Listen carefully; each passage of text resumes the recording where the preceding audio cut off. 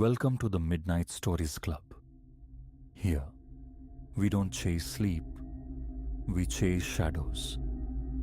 Each night, a tale is shared. Each tale darker than the last. Sit back. Light fades. The stories begin.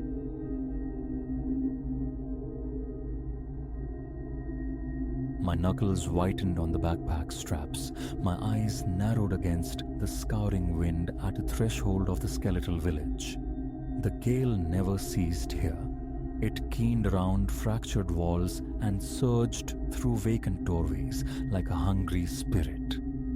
Under my boots, stones grated, and dust devils danced a frantic ballet around my shins. Photographic quarry lay ahead, the remnants of this wind-lashed settlement clinging stubbornly to the hill. They said the perpetual onslaught drove everyone away, yet its desolate song had somehow called to me.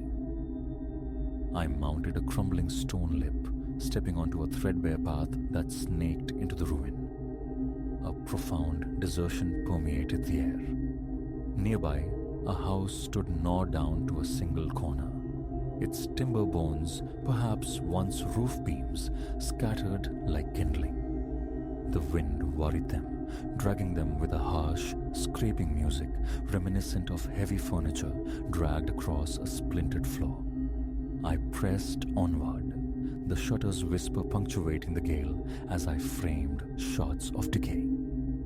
On the small screen, images materialized, rubble choked with shadow. Beneath a vast, bruised sky scrawled with racing clouds. My pulse hammered, a frantic drum against my ribs. Solitude was absolute, yet an inexplicable tension coiled tight in my chest. Part thrill-seeker's excitement, part primal dread. I'd anticipated eeriness, but not this palpable sentience in the wind itself. Halting before a derelict well, the gale executed a sudden flanking maneuver, slamming into my back. My jacket roared, a flapping thunder that nearly drowned my own breathing. And then, something else sliced through the din. Silas. My name uttered once, seemingly inches behind me. I whirled, camera nearly slipping from my grasp, heart seizing. Nothing. Only the wind flinging grit against a broken threshold. My mouth felt instantly arid. An auditory mirage, I insisted silently, conjured by the ceaseless wind. Yet my limbs felt strangely liquid, my palms slick. Clutching the camera like an anchor, I took a single, deliberate step back, aimed the lens at the doorway, and captured the emptiness. Splintered wood, jagged stone, nothing more. Drawing a ragged breath, I ventured deeper into the labyrinth of ruin. The path wound between skeletal homes, their roofs long surrendered. Scraps of fabric, like forlorn ghosts, clung to the debris. Twisted metal hinted at bygone hearths. More photographs punctuated my passage. Occasionally, the wind would momentarily abate, allowing the crunch of my own footfalls to reach my ears, startlingly loud in the brief lull. Still, my heartbeat thudded, a persistent rhythm in my ears, and my gaze kept darting over my shoulder. The prickling awareness grew stronger, a sensation of being watched, of someone poised to step from behind a crumbling wall. Calm yourself, I subvocalized. It's abandoned. An hour's drive up desolate roads had confirmed that. Not a soul sighted, let alone here. I emerged into what might have been a small square, dominated by a dais of weathered stone blocks. Perhaps a place for pronouncements in a forgotten time. The wind performed a circling dance around me, rattling a loose sheet of corrugated metal on a nearby roof. It clanged again and again, a maddening percussion that set my teeth on edge. I raised my camera, documenting the desolate plaza. Then, a flicker in my right periphery, a shadow detaching itself from the corner of another ruin, seeming to retract the instant my head turned. My breath hitched, sinews tightened, a tentative step towards it, poised for revelation. But nothing emerged. Rounding the corner, I found only a tumble of rubble and a battered wooden door leaning drunkenly against the stone. No footprints disturbed the dust. No sign of passage. The wind surged anew, whipping up a frantic swirl of grit. I stood motionless, listening to the frantic cadence of my own breathing, a knot tightening low in my gut. Goosebumps prickled my arms beneath the jacket. Exhaling a shaky breath, I moved on. One structure, more preserved than its neighbors, beckoned. Its roof bore a gaping wound, yet two walls still stood defiant. The door was gone. I simply crossed the threshold. Inside, a tableau of violent disarray met my eyes. Broken furniture littered the floor, a table overturned, chairs splintered into unrecognizable shapes. Shards of shattered plates lay scattered like fallen petals. I fought the urge to imagine the lives, the ending, focusing instead on documenting the ruin. Crouching, I captured the debris. The camera's flash momentarily banishing shadows from dark corners, illuminating dancing motes of disturbed dust with each shot. Then, stillness, absolute. The wind pressed against the house from outside and carried within it a sound like a greeting. Silas, clearer this time, not muffled, not distant, but a faint whisper, impossibly close, brushing against my ear. My entire body locked rigid. My pulse became a cannonade. Heat rushed to my face. I held my breath, straining my senses in the sudden silence that followed. My eyes darted, probing the gloom. The voice had vanished. Instinct screamed behind you. I spun, flashlight beam slicing through the dimness towards the collapsed section of the roof. Empty space. Above, damaged timbers groaned under the wind's pressure. A tremor started in my hands, my arms tense, my legs unsteady. A powerful urge to flee warred, with a morbid compulsion to understand, to find some trace of the voice that knew my name. Slowly I rose, sweeping the light across the stained walls, past the broken table. Shards of glass screamed under my boots, the sound making me wince. The thought of calling out surfaced, but my throat felt constricted, the words strangled before birth. Suddenly, a deafening thud erupted from the corner to my left. I leaped back, the flashlight clattering from my grip. A chunk of ceiling plaster had plummeted onto a dilapidated cupboard. Dust bloomed in a choking cloud. Coughing, eyes stinging, I scrambled for the exit, stumbling back over the threshold as quickly as my unsteady legs allowed. The wind met me like a physical blow, a harsh current against my face. I tasted grit on my tongue. Back in the open, I leaned against a cracked wall, forcing slow, deep breaths. My pulse still raced, a frantic drumming in my ears. I resolved to push onward to the next row of houses. Perhaps finding a compelling photographic subject would distract from the unnerving sensations. Slipping between two leaning structures, I navigated a narrow passage. More shadows pooled at the far end, deep and impenetrable. My flashlight beam revealed only rubble and time-worn bricks. For a moment, I pressed my back against the cold, rough stone of the left wall, feeling the frantic rhythm of my heart against the unyielding surface. The unsettling presence remained. a palpable weight, the feeling of eyes on the back of my neck. The gale intensified, sending loose debris skittering across the ground like panicked creatures, and with it came phantom acoustics, faint sounds that coalesced into something resembling voices. I turned my head, trying to pinpoint the source, but it seemed to emanate from everywhere at once, woven into the gusts. Fragments of words, broken snatches of conversation I couldn't decipher, something akin to a low chant or spectral singing. My arms felt leaden, my stomach churned. Just the wind, I mumbled, the reassurance sounding hollow even to myself. Echoes trapped in the ruins. I rounded another collapsed building and found a larger house, part of its roof still clinging precariously. The door hung askew from a single hinge, groaning with each gust.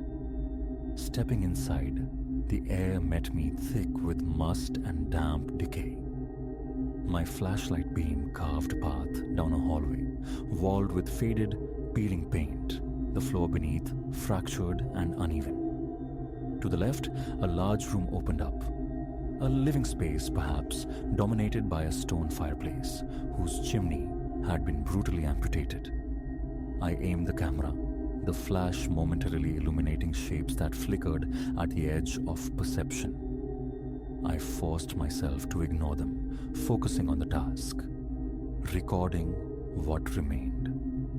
Advancing towards the far wall, the beam picked out fallen shelves and a scattering of books on the ground, the pages sodden and fused together. I leaned down, capturing the image of decay. Then, chillingly close, a faint laugh drifted down from directly above. My scalp crawled. I snapped my head up. The ceiling gaped open, revealing the ravaged remnants of an upper room. I swept the flashlight beam across it, half expecting to see an animal, some rational explanation. Only rotted wood and the skeletal frame of a broken bed met the light. The laughter dissolved into the wind's moan. I swallowed hard against a constricted throat, my pulse hammering at my temples. Retreating to the hallway, I directed the beam into another room. A kitchen, judging by the rusted pots and pans scattered across the floor. A few still hung from wall hooks, swaying gently in the draft like metallic specters. The wind howled outside, its pitch shifting, and suddenly I heard it. A soft prayer, seemingly uttered by multiple voices layered together, too faint to distinguish individual words. My stomach clenched. I whispered a shaky reassurance to myself, my own voice trembling. Edging forward, a dark shape flickered in the corner of my vision. I turned swiftly, light stabbing the walls. Nothing. My breathing grew faster, shallower. My shoulders ached, clamped with tension. I forced myself onward, pushing open a protesting door at the back. It revealed a smaller room with a wooden floor, an overturned cabinet, and a pile of old linens. The windows were shattered voids, allowing the wind to race through, tugging at my clothes and scattering dust across the floorboards. And there, etched in the dust, footprints, faint, clearly old, but undeniably human. I raised the camera, my hands shaking so much I struggled to hold it steady. The image captured, I knew I needed air, needed distance. I exited through a side door, escaping back into the wind's embrace. Outside, the light was visibly failing. Thick clouds pressed down, heavy and grey. The wind remained relentless. A battle raged within me. Keep exploring or retreat while some daylight lingered. Part of me screamed to leave, yet a strange pressure urged me to stay, as if the village itself demanded further witness. The echoes persisted, fragments of conversation, ghostly laughter, snippets of chanting, all seemingly trapped within the decaying stone. I turned down another alley, this one tight, the backs of houses pressing in on either side. Broken tiles lay thick underfoot, my boots scraping against them, producing high-pitched, nerve-grating squeaks. More pictures. The camera beeped a low memory warning. I'd sort through them later.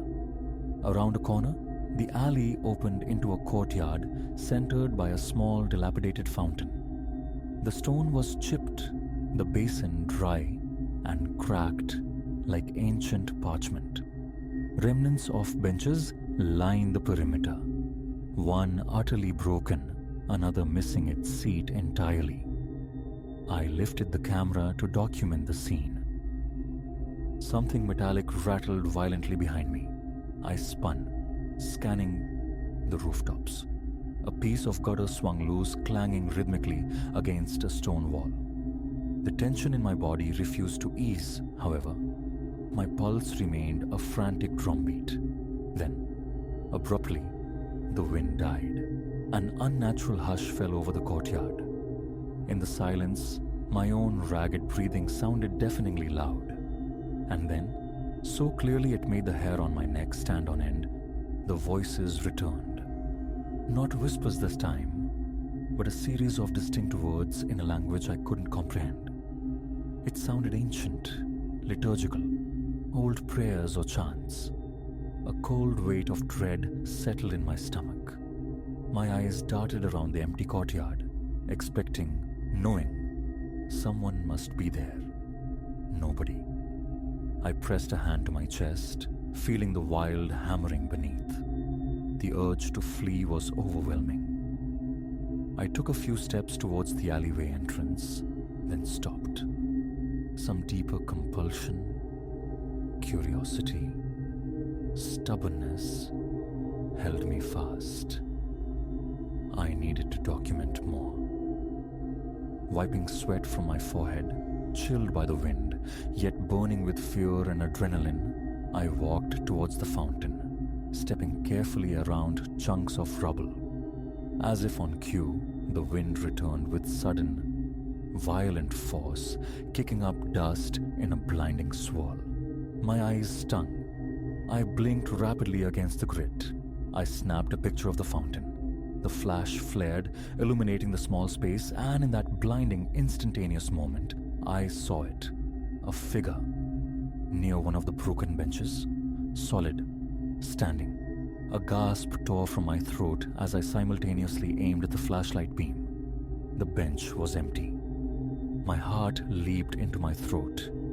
Panting, I stared at the vacant spot, the wind pushing against me, tugging insistently at my jacket. My mind raced. Had I truly seen it? Or was this place finally fracturing my perception? Enough. The tension in my chest felt poised to burst. I turned from the courtyard, heading back towards the path that led out of this haunted place. I walked quickly, not quite running, but with urgent purpose, my footfalls echoing unnervingly on the cracked stones. Whenever the wind momentarily eased, I caught distant murmurs seemingly pursuing me. I kept my eyes fixed forward, pausing only once to check the camera's memory. Almost full. Finally, I reached the edge of the village, pausing near the crumbling stone step where my exploration began. I turned, surveying the broken skyline one last time. The wind still whistled through the ruins, its voice filled with eerie sounds that could have been whispers, could have been echoes of lives long extinguished. My hands felt clammy on the camera body. My shoulders ached with residual tension. My mouth was dry, the taste of dust coating my tongue. I raised the camera for one final photograph, a wide shot encompassing the desolation. And then I heard it again. Silas. Softly spoken, carried on the gale, yet utterly, terrifyingly clear. Every hair on the back of my neck prickled upright. A desperate urge to answer, to call out into the wind, rose within me, but my voice remained locked in my throat. My eyes burned. Whether from dust or stress, I couldn't tell. I turned definitively and started down the rocky path, the wind chasing me, pulling at my clothes like insistent hands. As I reached the bottom of the hill, its ferocity lessened slightly. I risked one last glance back. The village sat silent and dark, a jagged silhouette against the bruised twilight sky. A profound chill settled deep in my chest. I drew a breath, tasting the stale, dead air that still clung to me. Clutching my camera tightly against my side, the memories replayed. Shadows that evaporated upon approach, voices woven into the wind, laughter echoing from empty rooms, prayers whispered by unseen lips, the constant, unnerving presence that had kept my heart racing. No answers, only a memory card full of images. And my name, still echoing in my ears. I walked back to the car, my body leaden with fatigue, my thoughts scattered and fragmented. Those strange greetings, the fleeting shadows, the litanies seemingly etched into every gust of wind. Relief washed over me as I reached the sanctuary of the vehicle. The sky had deepened to slate grey.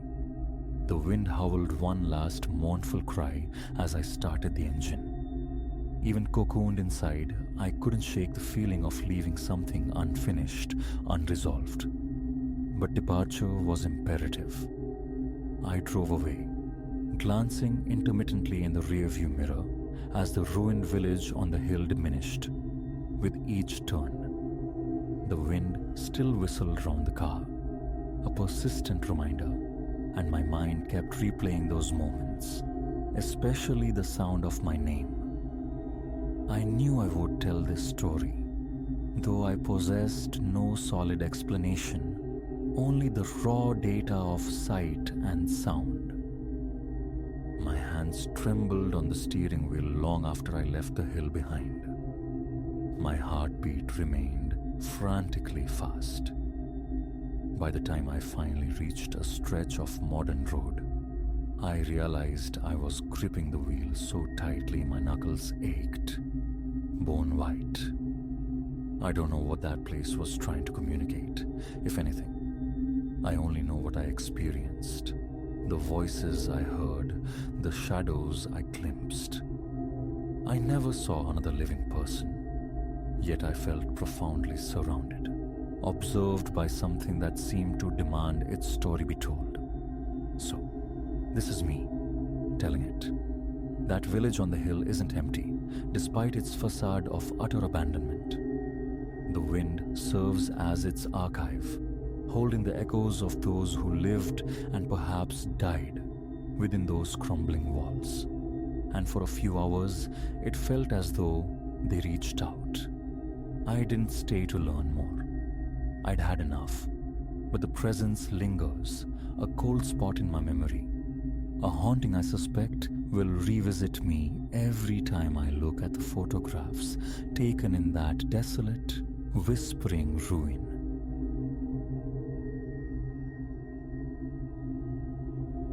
The old house received Elias on an evening steeped in cold, its familiar silhouette stark against the bruised twilight sky.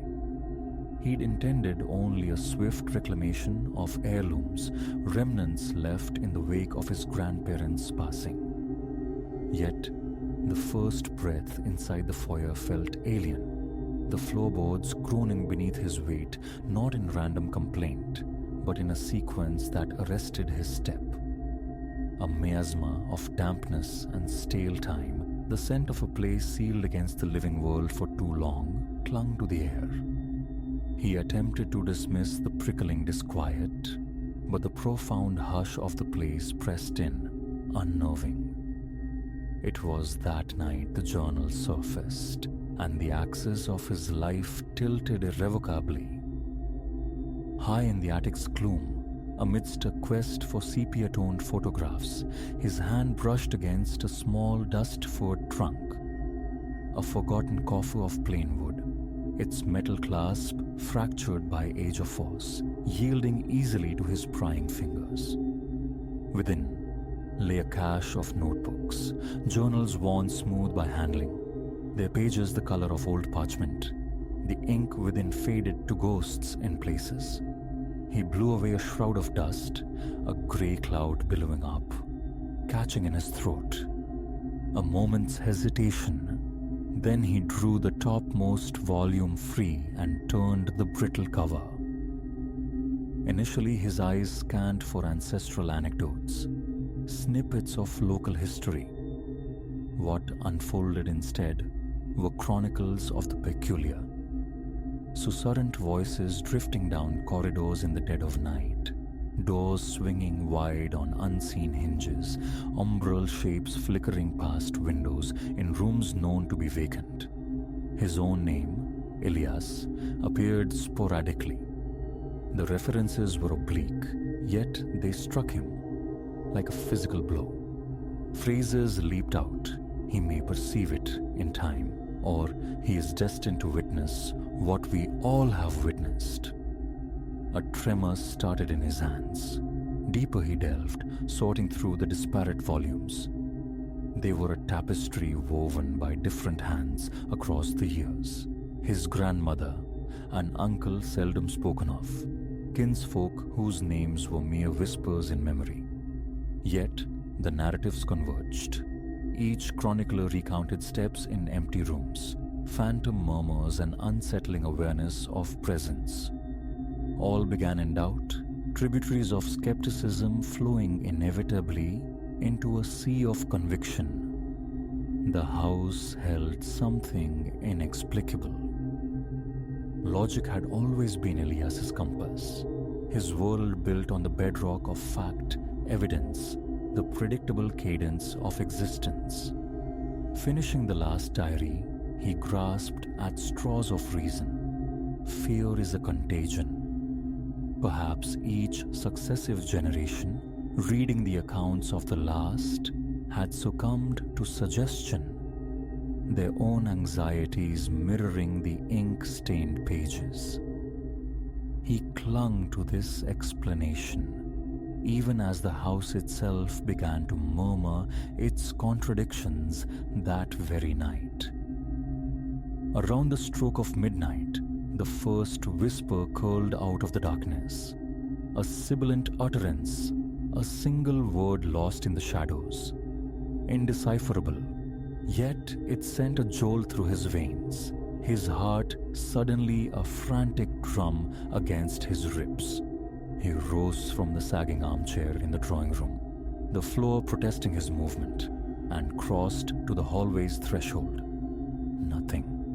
The air hung motionless.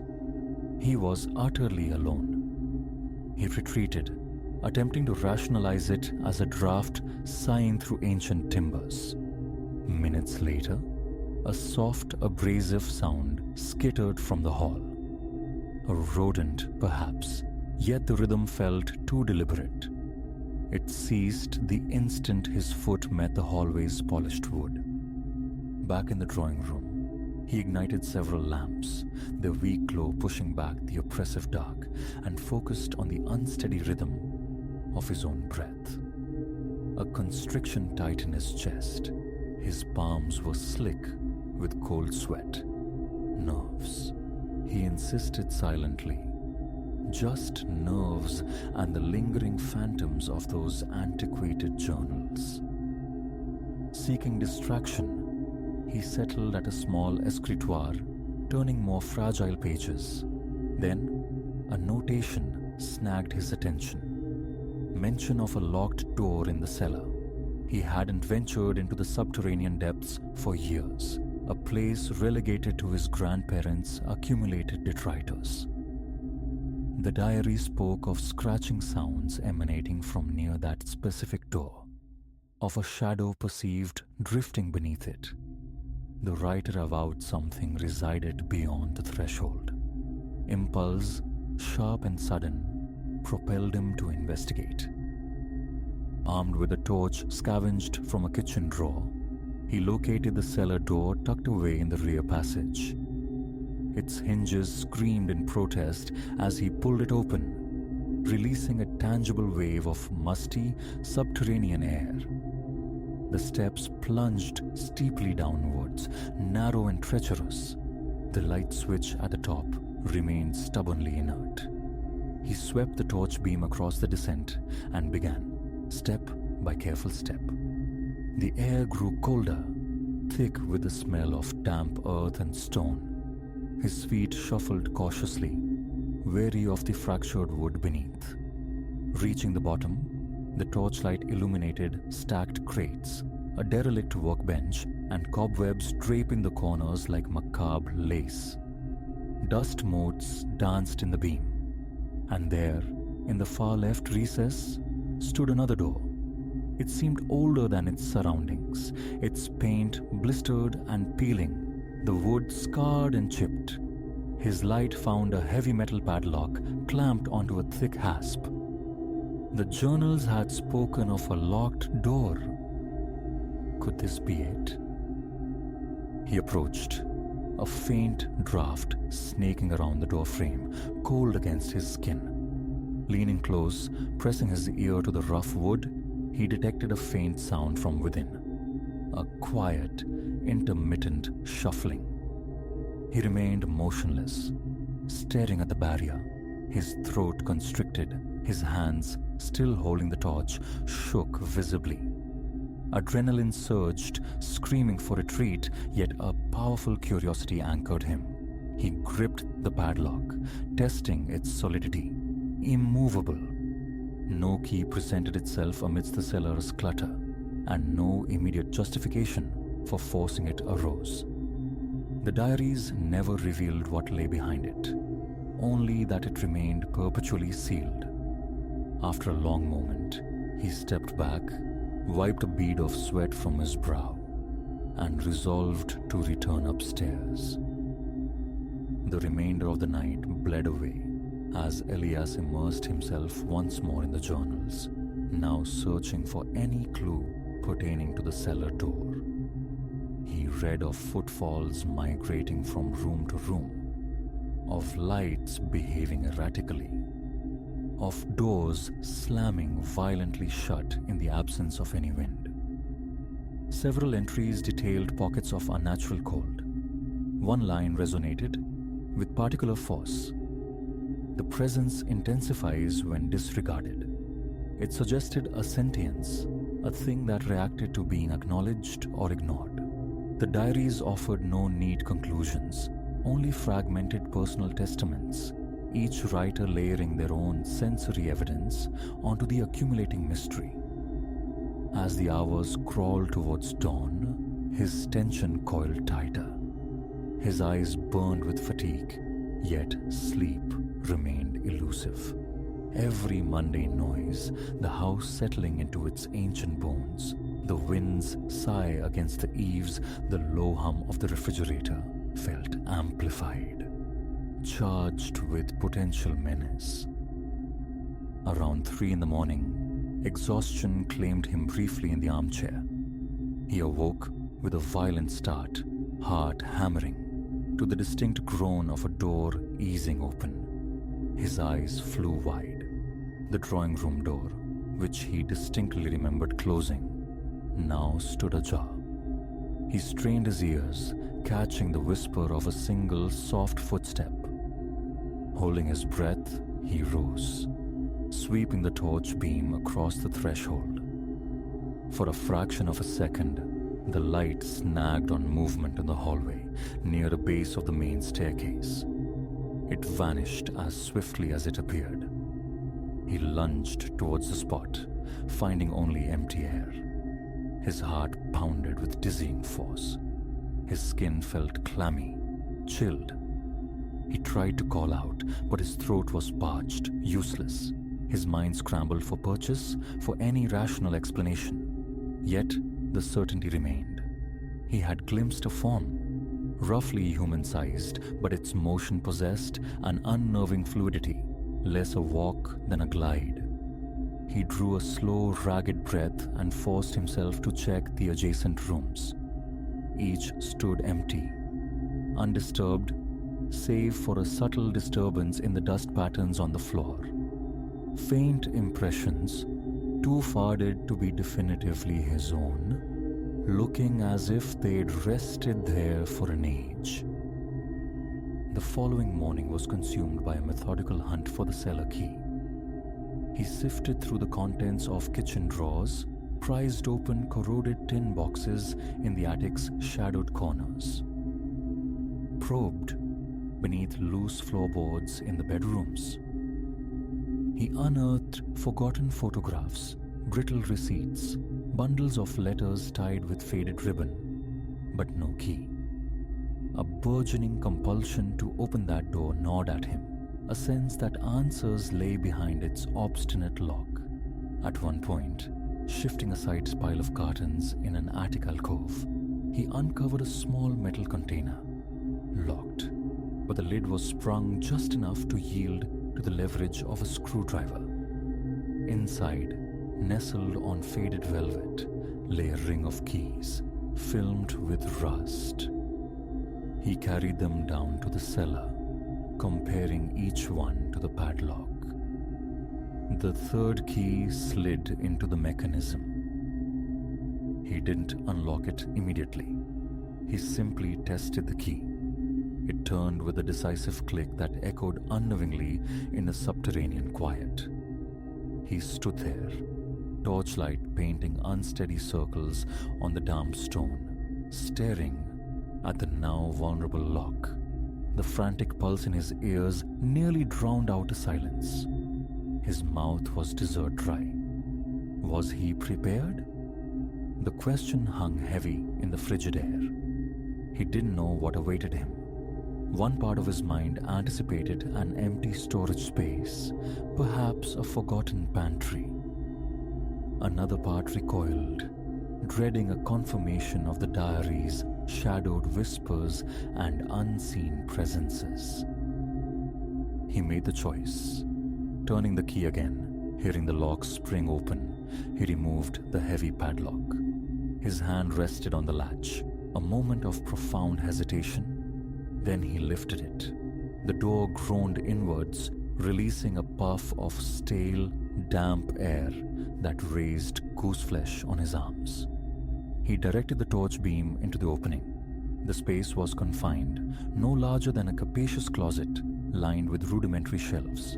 Dusty jars and antiquated tools cluttered the surfaces. The floor was bare concrete. Spotting a light switch on the wall, he flicked it. A single naked bulb sputtered to life, casting a harsh yellow glare. He stepped across the threshold. Initially, nothing seemed amiss. Then his gaze fell upon a faint discoloration staining the rear wall. It resembled water damage, yet its configuration felt oddly deliberate. As he moved closer, the temperature plummeted noticeably. His breath bloomed white in the sudden chill. A noise scraped above him. He snapped his head up. Only ceiling joists, thick with dust. Without warning, the door slammed shut behind him. The bulb flickered violently. He lunged for the handle, twisting, pulling. It felt jammed fast, as if held firmly from the other side. Panic surged, hot and sharp. His breathing grew rapid, shallow. He shouted, his voice swallowed by the cramped space. After several desperate attempts, the door suddenly yielded, throwing him stumbling back into the main cellar. It swung open freely now. No one was there. He examined the latch, unhindered, functional. There had been no earthly reason for it to stick. He scrambled back up the steep stairs, his legs trembling beneath him, the ascent feeling miles long. The diaries hadn't lied. Unseen forces did indeed move through this house. Doors, voices, fleeting shapes. He now believed. He seized the journals again, reading with renewed urgency. One entry described an oppressive sensation of being watched. Another spoke of an overwhelming chill encountered specifically when approaching that same locked portal in the cellar. The realization struck him. He was living out a script penned on those brittle pages, step by terrifying step. For several more days, Ilyas remained, driven now by a need to understand. His afternoons were spent in systematic exploration, room by room, seeking hidden cavities, loose panels, old vents, anything that might explain the illusions. He traced the contours of walls in the upper hallway, pressed his ear against the cold plaster, tapped for hollow spaces. He found resonance, but no secret passages. In daylight, the house feigned normalcy, offering only cold drafts and the occasional distant thud of settling timbers. But nightfall invariably brought a resurgence of tension. Soft impacts resonated through the structure. Faint whispers seemed to snag at the edge of hearing. His senses remained perpetually heightened, his heart leaping at every creak, every sigh of the wind. A cold sweat became his constant companion, even when the air was cool. His stomach stayed knotted. Appetite dwindled. He existed in a state of taut anticipation, waiting for the next manifestation, yearning for a clear glimpse of whatever shared the space. He carried a camera, attempted audio recordings, desperate for tangible proof. His efforts yielded only static and the ordinary groans of venerable architecture. One evening, ensconced in the drawing room, he read an entry from his grandfather's journal. It detailed a moment, seated in that very same armchair, when he felt an undeniable presence stand directly behind him. A weight, the writer described, settling on his shoulders like invisible hands pressing down. Ilyas paused in his reading, a sudden cool draft caressing the back of his neck. He sprang up, whirling around, torch beam cutting through the lamplit gloom. Empty space greeted him, yet the air where he'd been sitting felt distinctly colder. The fine hairs on his arms lifted, his skin prickled. He rubbed his arms vigorously, seeking warmth that wouldn't come. That night, he was jolted awake twice by the sound of footsteps pacing the upstairs hall. Each time, he bolted from the bed, only to find the corridor deserted. The second time, he held back, peering through a narrow crack in the bedroom door. The steps were slow, heavy, like boots on bare wood. They drew nearer, paused ominously just outside his door, then resumed, moving away. A shadow flowed across the sliver of light visible beneath the door. It receded, followed by the distinct creak of the staircase, descending one tread at a time. He felt paralyzed, pinned to the spot by a primal fear, unable to force the door open. His heart thundered, a frantic pulse echoing in his ears. Morning brought the familiar struggle for rationalization. He searched the house again, meticulously checking for any sign of intrusion. Nothing was missing, nothing disturbed.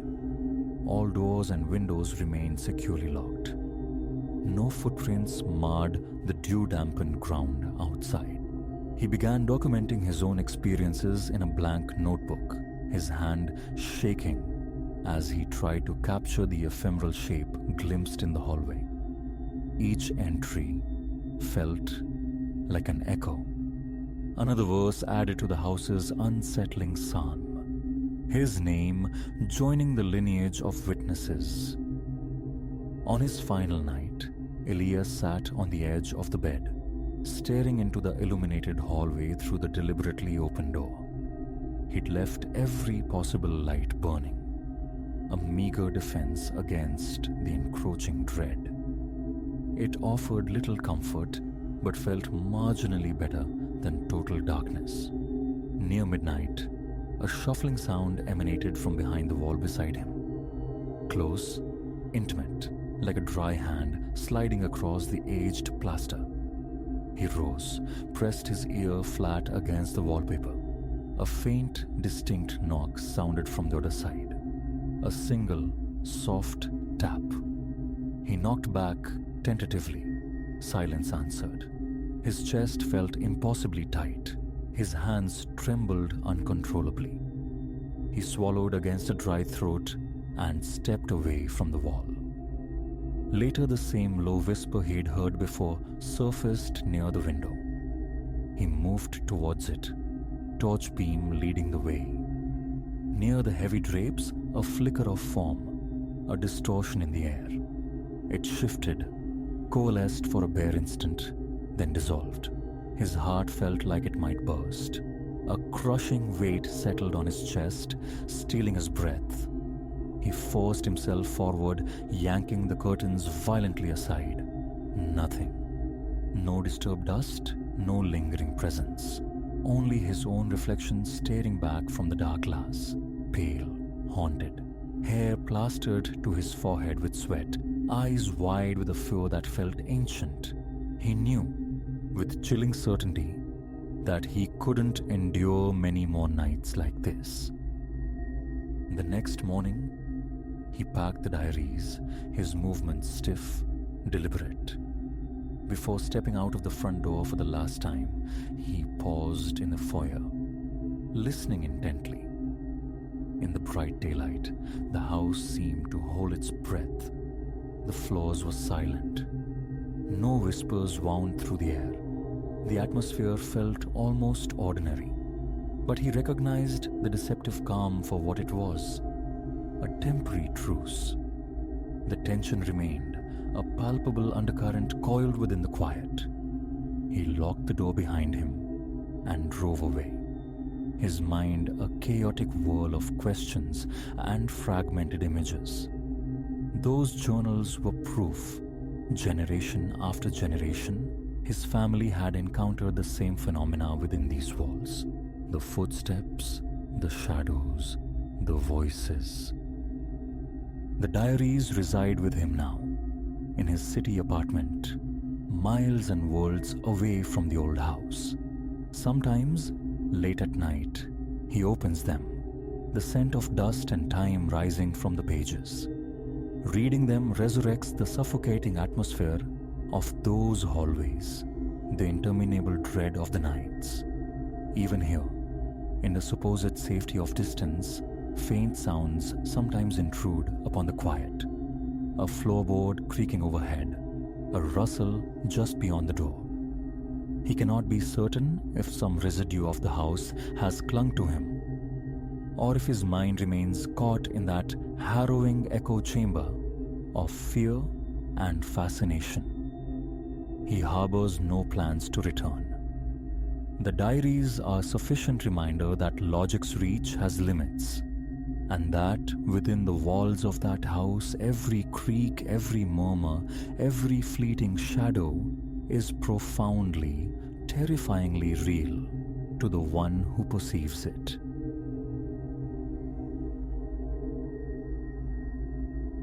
The initial whisper of the camera's aperture seemed harmless, a fleeting sound lost in the rhythm of the waves. But by the 100th mechanical sigh, a cold certainty coiled in my gut. I was prey. What began as a sun-drenched respite by the sea warped into a disquieting pursuit, a shadow play orchestrated by a stranger who anticipated my every turn. I'd never conceived that a simple coastal escape could unravel into such a waking nightmare, leaving me adrift in a sea of fractured safety and eroding sanity. My name is Ilara. For months, the promise of this seaside sanctuary had shimmered like a distant lighthouse. A litigator tethered to the city's relentless pulse, I rarely surrendered to stillness. But persistent friends had finally steered me toward a week's reprieve in this hushed, literal town. The first days unfolded in a blissful languor. Mornings surrendered to sleep's embrace.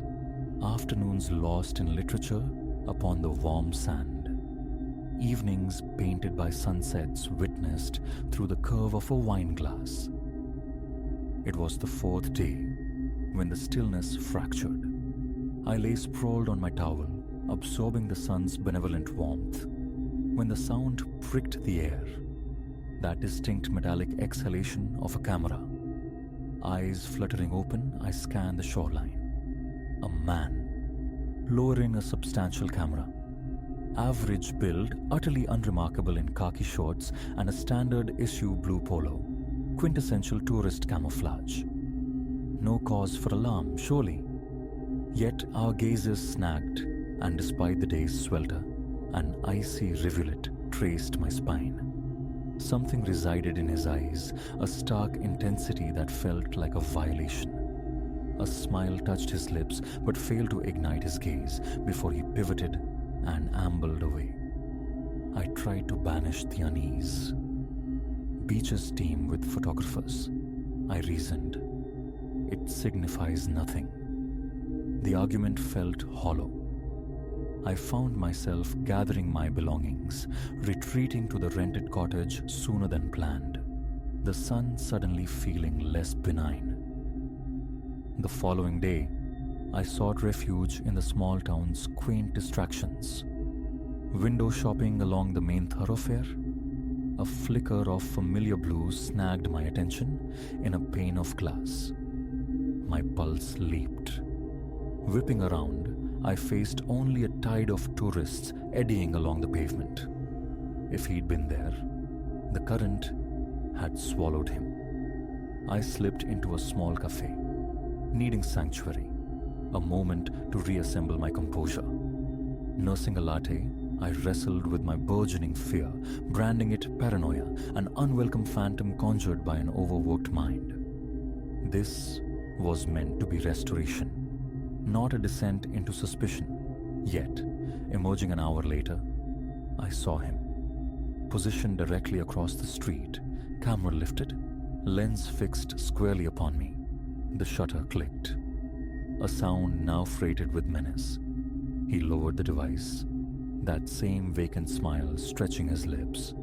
I fled back to the cottage, hands trembling as the lock tumbled home. Coincidence had shed its skin. He was tracking me, documenting me, his motives shrouded in unnerving silence. Sleep offered no escape that night. Each creak of the old house, every rustle beyond the window pane became his footfall, his vigilant presence. By dawn, I was a frayed nerve ending, brittle and hyper-alert. The beach felt compromised, so I drove towards the verdant seclusion of a nearby hiking trail, hoping to outrun the sensation of being watched, to cleanse my mind in nature's embrace. The exertion helped. The physical demand and the sprawling beauty momentarily smoothed my ragged edges.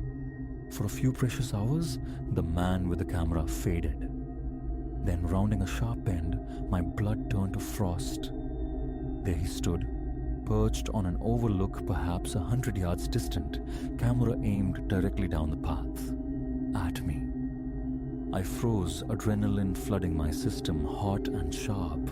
Impossible. How could he know? How had he bypassed me on the trail?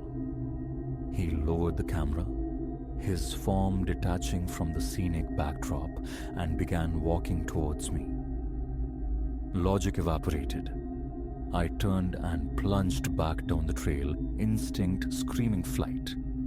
Branches lashed my face, my lungs burned, the effort searing. Behind me, his footfalls steady, unhurried, imbued with a chilling certainty. He knew capture was inevitable. I burst from the tree line into the graveled emptiness of the parking lot, fingers fumbling, keys resisting. As the engine roared and I peeled away, I glimpsed him emerging from the woods, camera still in hand. That cold, empty smile plastered across his face. My shaken hands gripped the wheel all the way to the local constabulary. I recounted the escalating events to the officer at the desk, whose patient listening was underscored by visible skepticism. "Ma'am," he began, his tone gentle but dismissive. "Taking pictures in public isn't against the law. Has he threatened you? Attempted any harm?" Without that, his hands were tied. I departed the station feeling utterly defeated, isolation pressing in. The narrative sounded thin, I knew. Paranoid tourist unnerved by a shutterbug, but a primal certainty resonated deeper. This man, this cipher, intended harm. Back within the cottage walls, I secured every lock, drew each curtain tight against the encroaching dusk. Seeking solace in a familiar voice, I called my closest friend back in the city. As the narrative tumbled out, her concern solidified into alarm. "Elara, leave," she insisted, her voice sharp with urgency. "This isn't right. Come home. Immediately." Relief washed through me, potent and swift, at the prospect of retreating to the city's familiar anonymity. A flight was booked for the morning. Packing commenced. Night deepened, swallowing the cottage, amplifying every groan of the old structure. Shadows pooled menacingly. Television offered only flickering distraction. Focus remained elusive. Then, near midnight, I heard it. A soft click, sharp and distinct, originating just outside my bedroom window. My veins iced over. Heart hammering a frantic rhythm against my ribs, surely loud enough for him to hear. I crept towards the window. Edging the curtain back a mere fraction, I saw him. A spectral presence lurking in the umbra of the bordering trees. As I watched, paralyzed by terror, he raised the camera. Another picture. The flash momentarily bleached the darkness, illuminating his face, revealing that same chillingly vacant smile. I recoiled from the window, snatching my phone, fumbling to dial 911. But a new sound sliced through my panic, grounding me in fresh horror. The slow, deliberate rotation of a key in the front door lock. A key? How? Had he been inside before? My thoughts fragmented into terrifying possibilities as the latch yielded.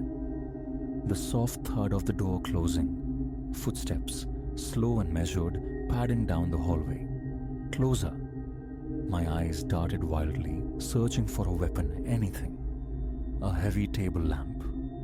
I ripped the cord from the wall, its weight a desperate comfort, and positioned myself beside the bedroom door, muscles coiled, breath held captive in my chest.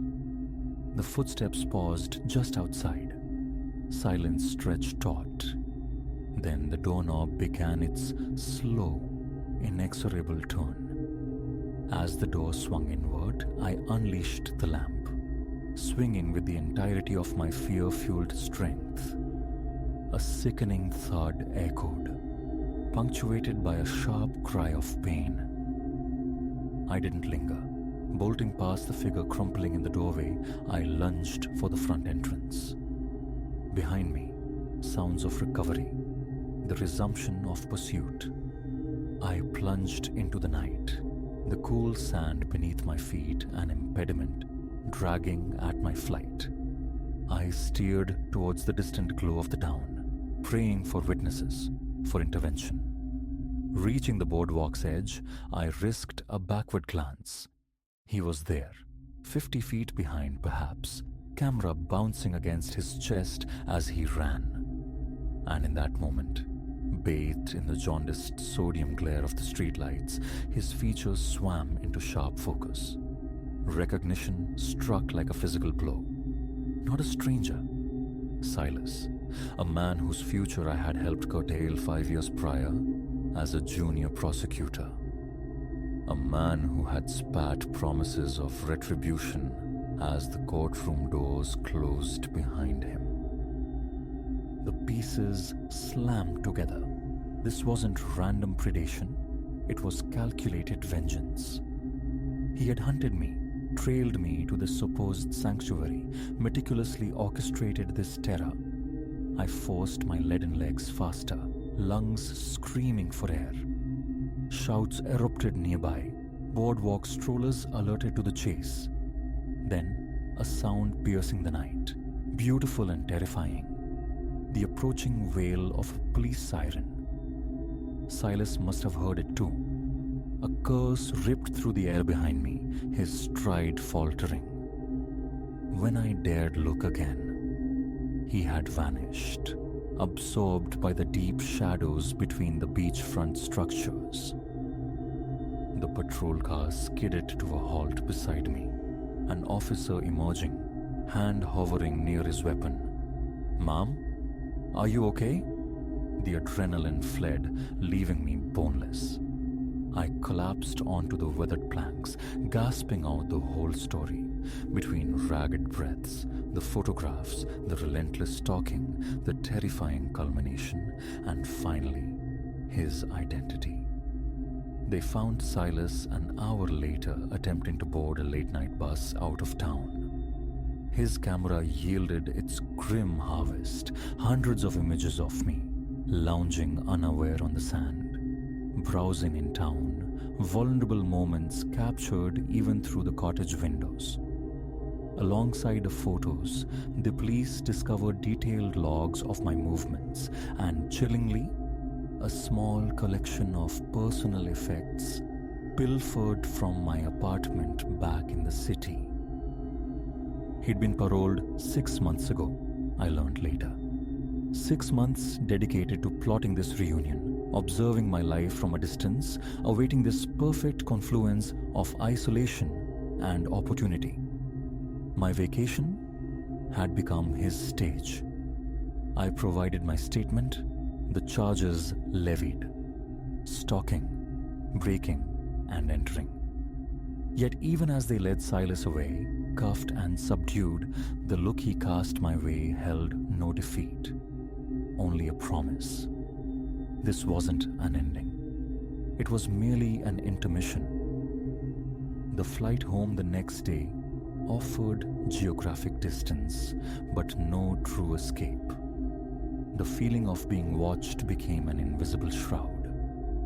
Every camera click, every unexpected flash of light sent jolts of panic through me.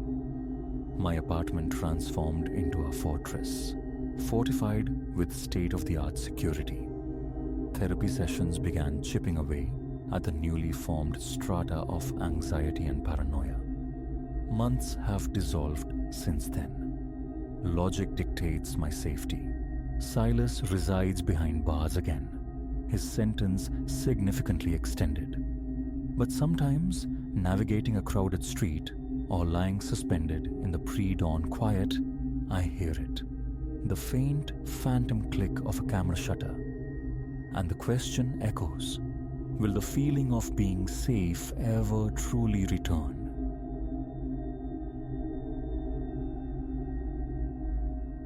"3 days. That's how long Ilara had inhabited this Victorian behemoth. Its soaring ceilings and intricately carved door frames, the siren song that had lured her in. The listing photographs, glossy and alluring, coupled with a price surprisingly modest for such grandeur, had sealed the decision. Yet, from the first night swallowed by its aged walls, an unsettling quality permeated the air, a dissonance beneath the surface. A peculiar staleness, thickest in the shadowed hallways, clung particularly near the narrow back staircase. Sleep became a fraught endeavor, punctuated by nocturnal sounds transcending mere structural groans. The floorboards overhead issued a slow, syncopated creak, the hesitant footfalls of an unseen wanderer pacing while she lay rigid in the dark. Several times she rose, heart thudding a nervous rhythm against her ribs, only to find the corridors vacant, steeped in an expectant silence. Daylight brought illumination, but not clarity. Sunlight streamed through the tall windows, painting bright rectangles on the polished floors of the main levels. Yet the corners remained stubbornly dim, repositories of shadow. A fine, pervasive dust, the undisturbed sediment of time, filmed the windowsills and coated the baseboards in rooms yet untouched by her unpacking. The house's prolonged vacancy accounted for dust, certainly. Perhaps a few spectral cobwebs, but not this persistent prickling sensation of being observed.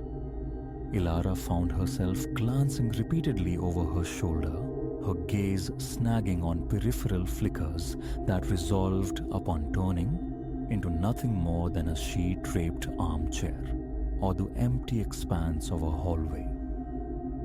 It was on the second day that the attic door snagged her attention. Tucked at the terminus of a short, dim corridor on the uppermost floor, it stood sentinel, a heavy planked barrier secured by formidable iron hinges. Around its handle, thick chains, scabbed and pitted with rust, were wrapped like ancient bindings, held fast by a padlock, seemingly fused shut by time and neglect. The metal felt cold and rough beneath her tentative touch. She strained to budge the lock. It remained stubbornly immobile. Pressing her ear flat against the solid wood yielded only silence. Yet a potent curiosity began to bloom within her. Why such drastic measures? What necessitated chains and a lock of such grim finality? Squinting, she sought a crack, a peephole, any aperture through which to glimpse the secrets beyond. But the door's construction was tight, unyielding. A brief call to the estate agent offered little enlightenment. The previous occupants, the agent recalled vaguely, had never mentioned the attic. Assumed storage, perhaps. Forgotten detritus. The explanation felt thin, unsatisfying. That evening found Ilara drawn back to the door, her fingers tracing the corroded links, a burgeoning conviction solidifying within her. This space was part of her domain now, and its mysteries were hers to unravel. The third evening arrived, heavy with restlessness. Though her muscles sang with the ache of shifting furniture in the cavernous living room below, relaxation proved elusive. Her thoughts, like restless spirits themselves, drifted inexorably upward until she stood once more before the chained portal. The crowbar, retrieved from the boot of her car, felt heavy and purposeful in her hand. Consequences blurred, overshadowed by the urgent need to know. Returning to the shadowed corridor, pulse hammering a frantic tattoo against her ears, she wedged the tool against the obstinate lock. Her hands trembled with exertion and anticipation. Metal groaned against metal. The chain rattled a discordant protest against the wood. After several jarring attempts, a sharp crack echoed in the confined space. The padlock yielded, snapping open. The chains slackened, falling away with a clatter that seemed unnaturally loud. Turning the knob, she felt the wood resist, swollen perhaps by years of damp, captive air. A forceful push, and the door swung inward with a protracted, mournful creak, revealing a narrow flight of stairs ascending into absolute darkness. The overhead bulb, predictably, was defunct. Only a faint suggestion of dusty floorboards at the summit was visible. Then the smell washed over her, a complex miasma of aged timber, stagnant air, and something else. Something akin to decaying fabric, damp and cloying. Fumbling for her phone, Elara activated its flashlight, the beam cutting a bright swathe through the gloom, illuminating legions of dancing dust motes. She ascended cautiously, each footfall coaxing a sharp squeak from the protesting wood.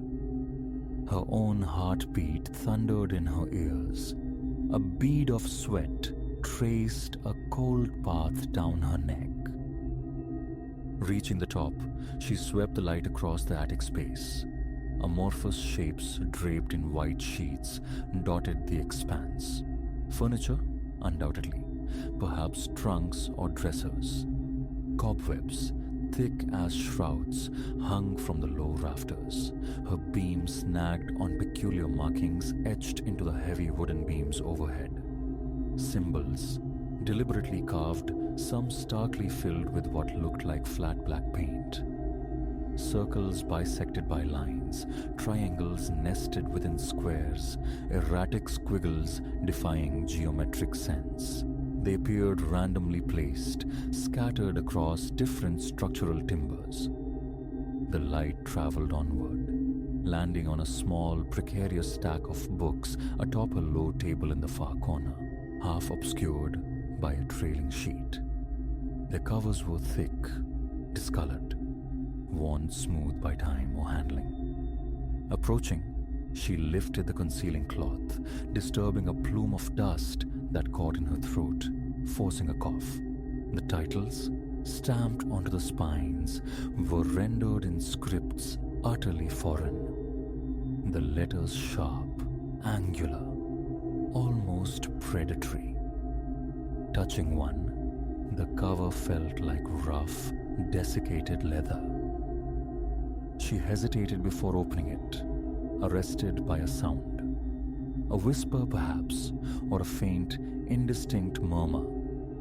Initially, she dismissed it as a draft sighing through some unseen fissure in the roof.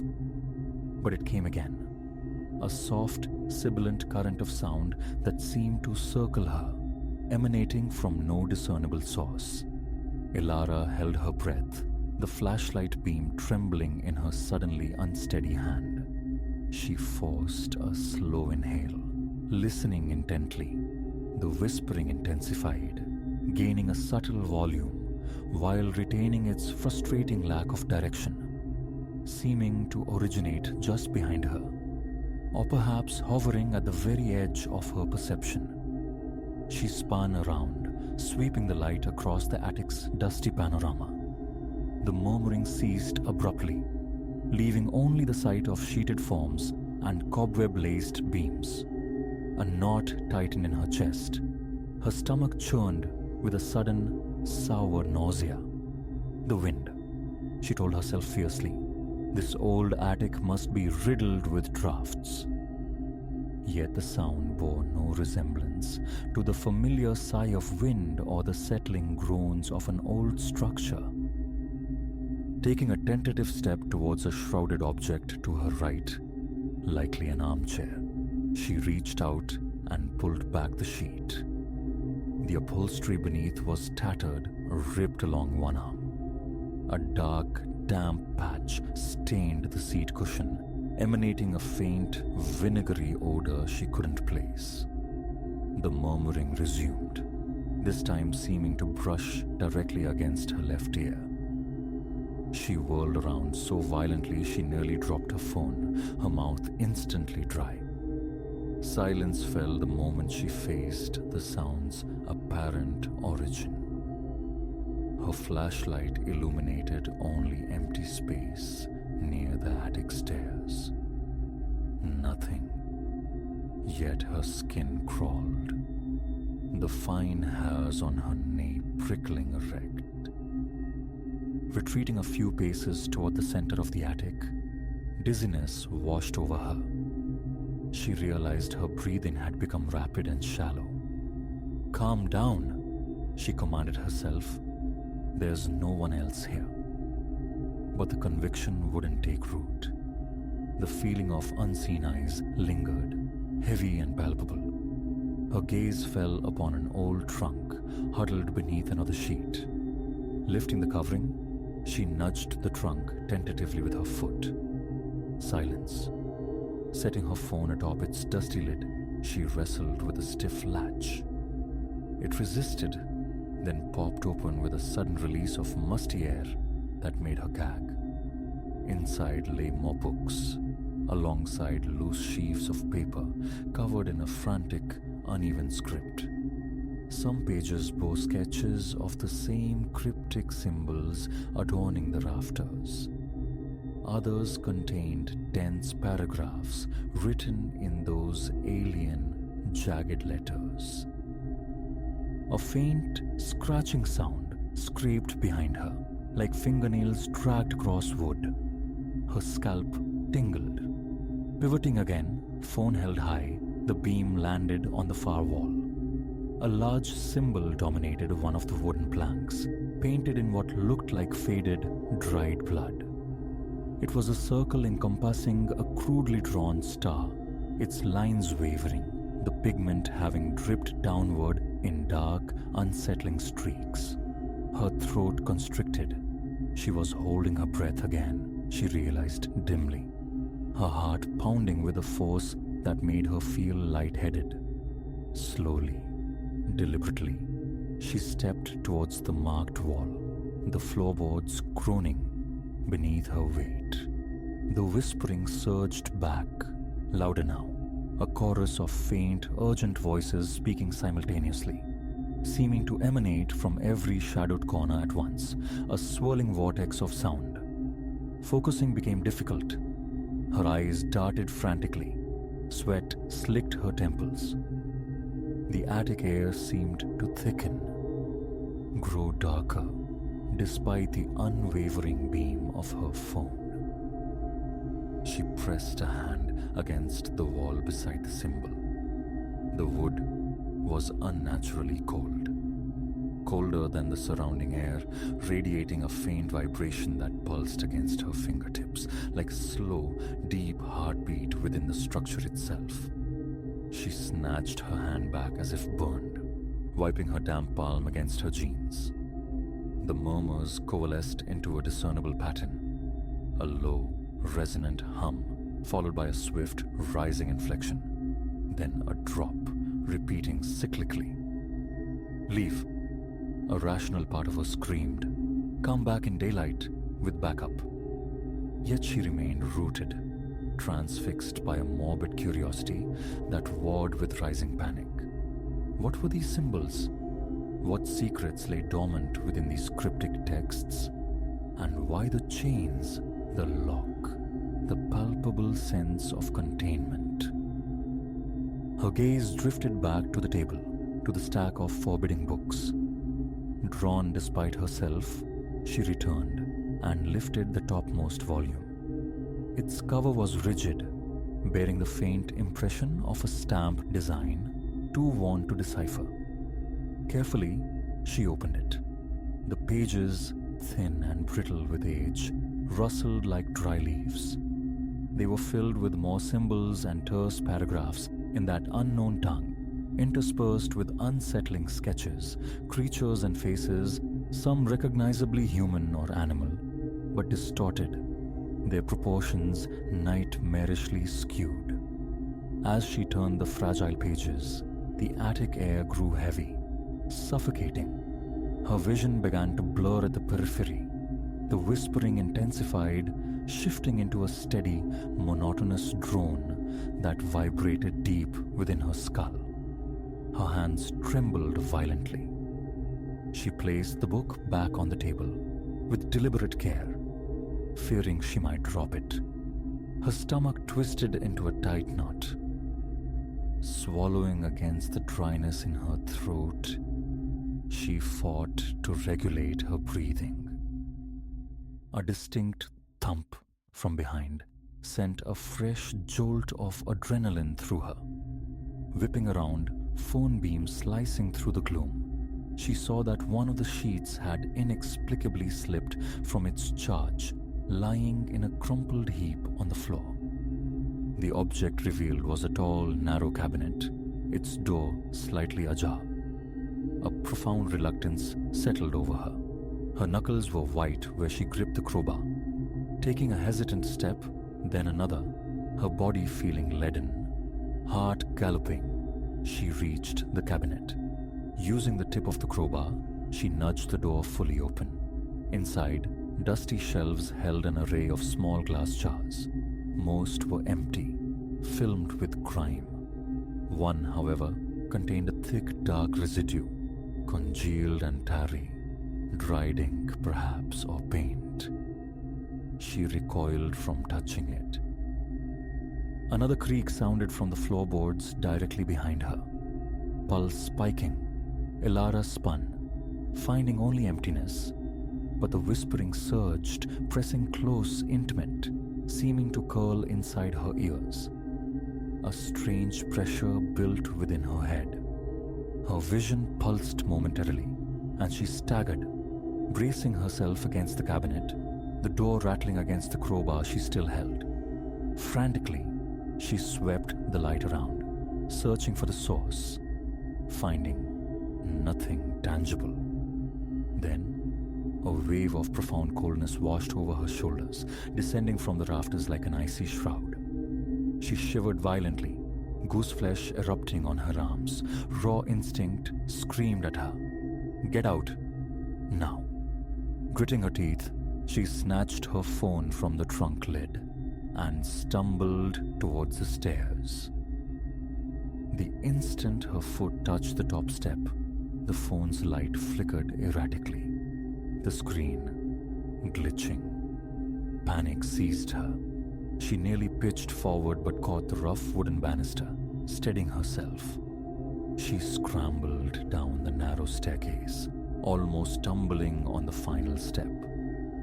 Reaching the bottom, she slammed the heavy attic door shut, leaning back against it, chest heaving, sweat plastering her hair to her face. The relative quiet of the hallway felt vast, yet charged with a lingering dense energy that clung to her like the attic dust. Her arms felt weak, rubbery. Her mouth was parched, her mind a frantic jumble of images and sensations. The symbols, the whispers, the cold. The murmuring seemed to echo still, trapped within her own skull. Sliding down the wall, she sat heavily on the floor, the crowbar resting beside her. Glancing at her phone, she saw the battery indicator blinking red. 10%. It had been well over half charged when she ascended. Wiping her damp face on her sleeve, her breathing gradually slowed, but a deep tension remained coiled in her muscles. She thought of the books, the symbols, the jars.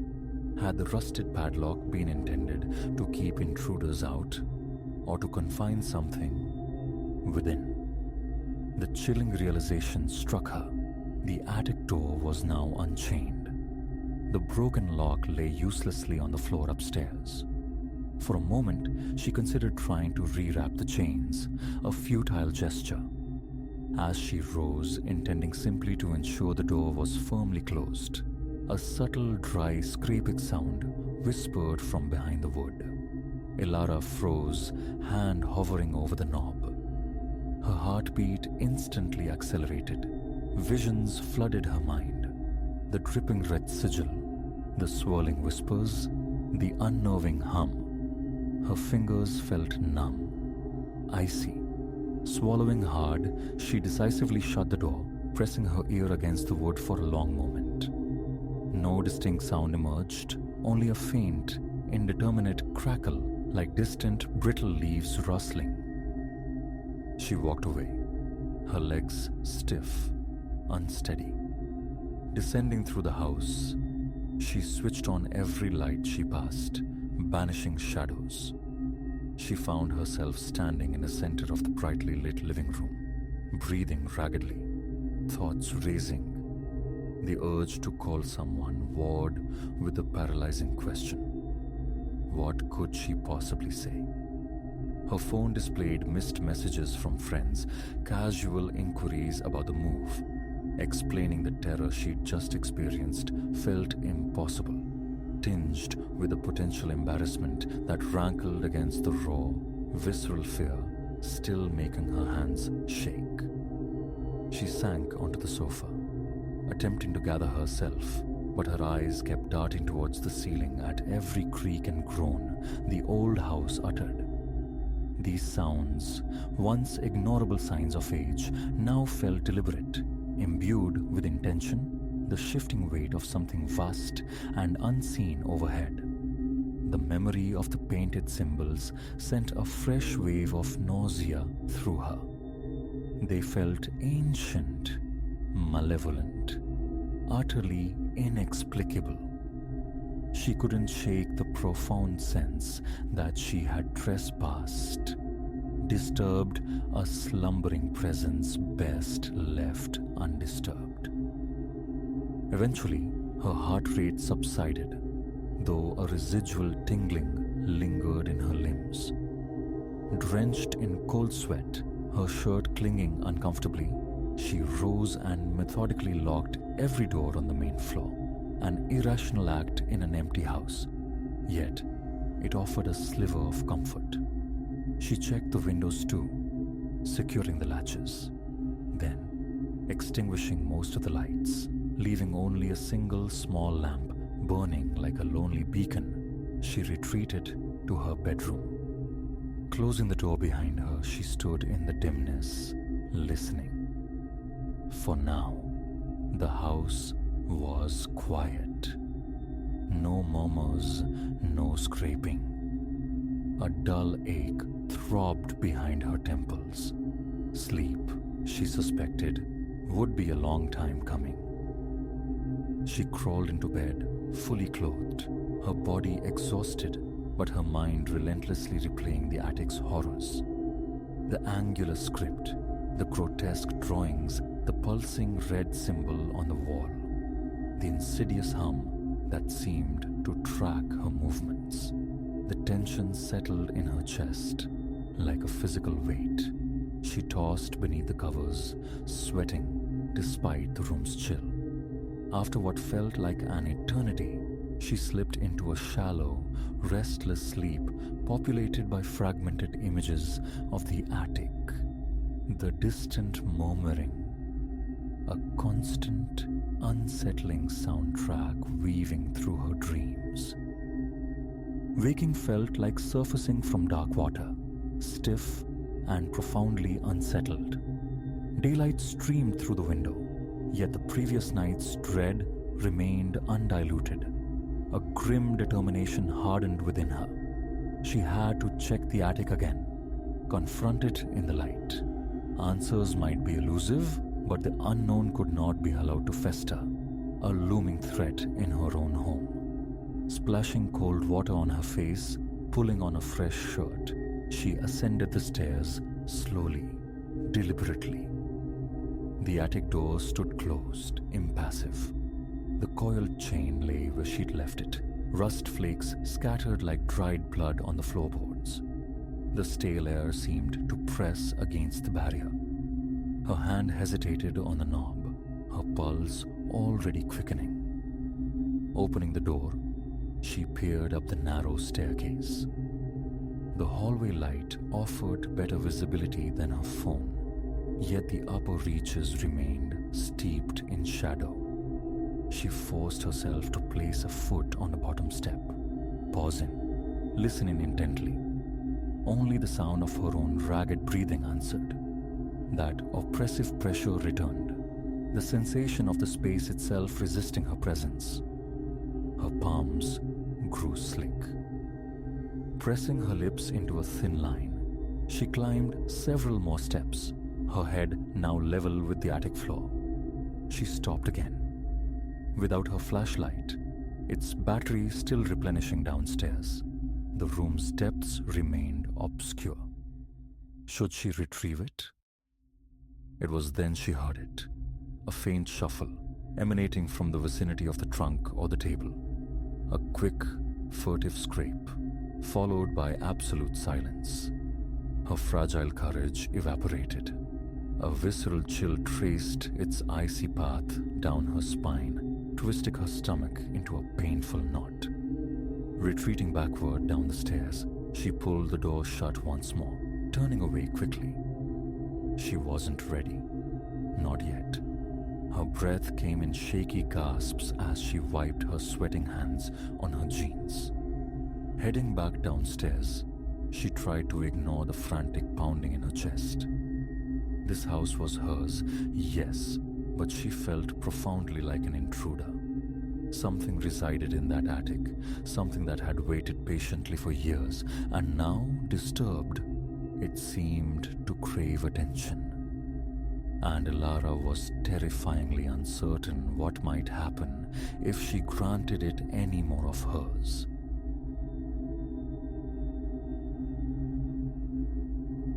The flaw in the pre-dawn hush revealed itself around 5.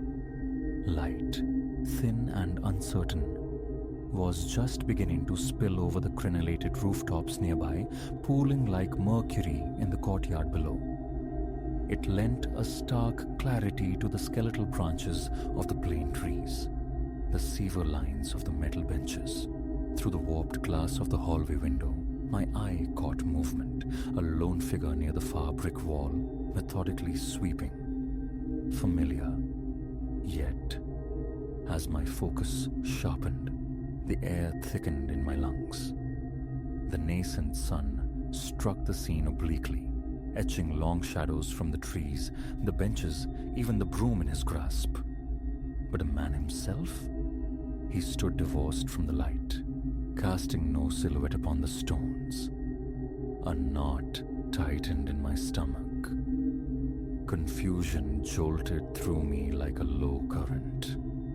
Squinting, I pressed closer to the grimy pane, wondering if lack of sleep had finally fractured my perception. I am the keeper of this old place, the one they call when the pipes groan or the lights fail.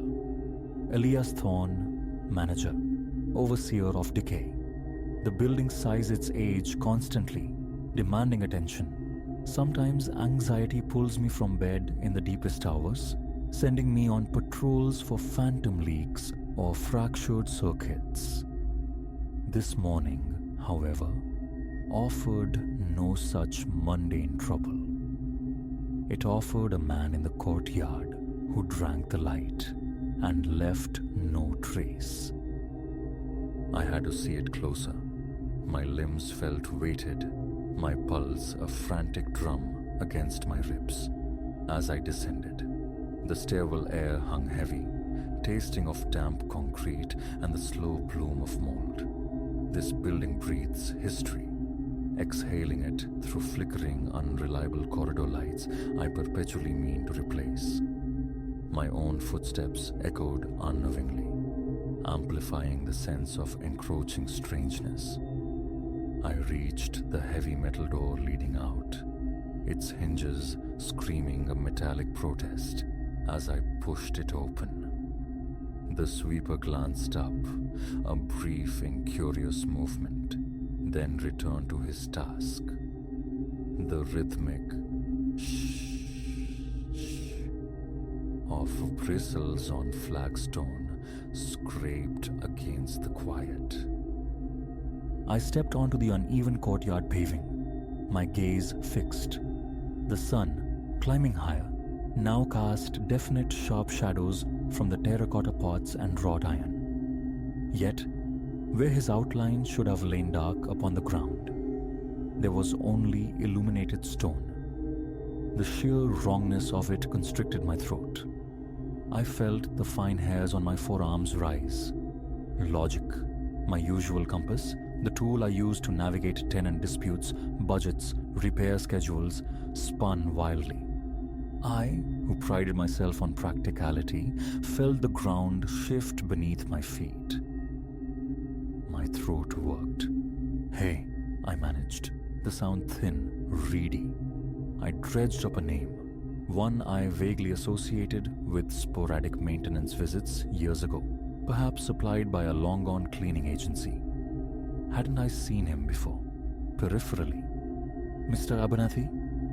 I took another tentative step, the crunch of loose gravel underfoot loud in the stillness.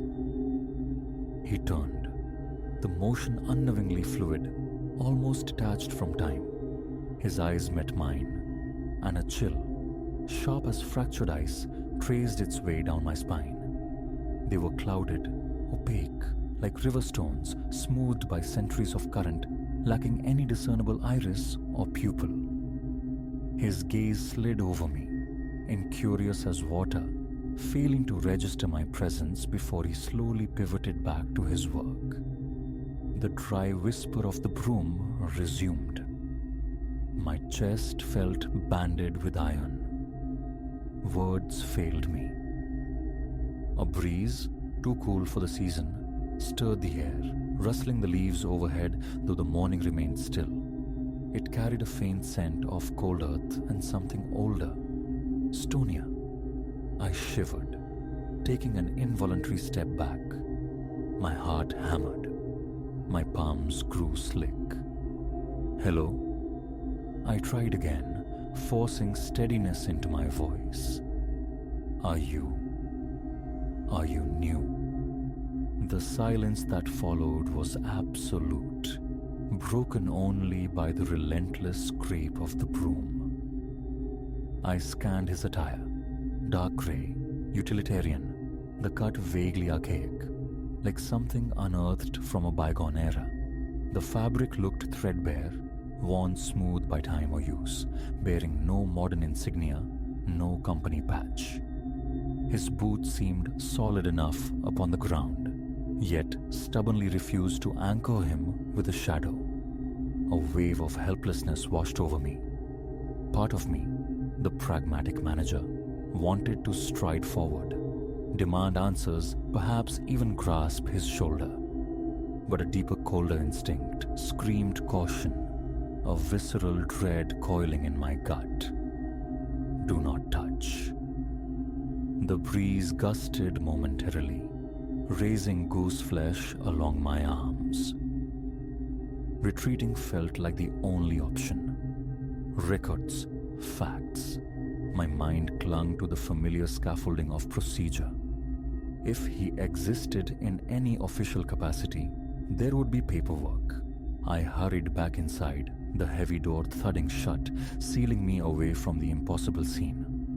I took the stairs 2 at a time, keys jangling a frantic rhythm in my pocket, my breath coming short. Back in my apartment, I went straight to the old wooden filing cabinet, its drawers groaning in protest. Contracts, personnel files, maintenance logs, I kept everything. Folder after folder I sifted, hands unsteady, the faint gurgle of ancient plumbing in the walls mimicking the unease churning within me. Sweat beaded on my forehead. Hours seemed to melt away under the flickering desk lamp as I scanned faded typewritten pages. The agreement with the last cleaning service, terminated years ago, held no mention of him. No Abernathy, no on-site caretaker matching his description. For the better part of a decade, this building hadn't had a dedicated groundskeeper. The realization landed like a stone in my stomach. It made no sense. I'd seen him, hadn't I, performing small tasks, or had I manufactured those memories? The paper trail ended in a blank wall. I slammed the drawer shut, forcing deep breaths. My head throbbed. The clock showed nearly 6:30. Sunlight, stronger now, streamed through the window. I had to look again. Perhaps the light had played tricks, perhaps fatigue. But the memory of those vacant eyes, the stark absence of shadow, felt too solid to dismiss. Downstairs again. The familiar hallway felt colder now, imbued with a new layer of unease. My joints protested. Pushing open the courtyard door, the warmth of the established morning sun struck my face. I blinked, scanning the space. Empty. The sweeper, the figure, whatever he was, had vanished. No broom leaned against the wall. No lingering disturbance. Only the faint, damp patches where he might have swept and the lingering chill in my own bones. Perhaps the residents? I knocked on doors along the first floor corridor, rousing a few early risers. Confused faces peered out from behind security chains, bathrobes clutched tight. Had they seen a janitor? Sweeping at dawn? Head shakes, puzzled frowns. One neighbor chuckled, telling me I was letting the job get to me. Another advised more rest. No one corroborated my sighting. No one had seen a thing. The remainder of the day was lost in a haze of reinvestigation. I pored over the records again, fruitlessly. An attempt to call the old cleaning company led to a disconnected number. Every avenue turned into a dead end, like chasing smoke. Evening found me exhausted, the television droning unnoticed, my mind replaying the image of the shadowless man and his empty gaze. Sleep, when it finally came, was shallow and troubled. Before dawn the next day, closer to 4:30, I was awake. The familiar ache of fatigue warred with a tense anticipation. Coffee felt like ash in my mouth. I took up my vigil at a hallway window. The sky bled from bruised purple to the faintest blush of orange. And then, as the light gained just enough strength to define form, he materialized, stepping into the courtyard from nowhere, posture stiff, movements deliberate, broom already in motion. My heart leapt, a painful thud against my ribs. That prickling sensation returned to my skin. Fists clenched. I watched. Opening the window a fraction, I strained to hear. Only the rhythmic shh shh reached me. Swallowing hard against the dryness in my throat, I knew I had to go down. Again. The descent felt heavier this time, each step echoing the dread pooling within me.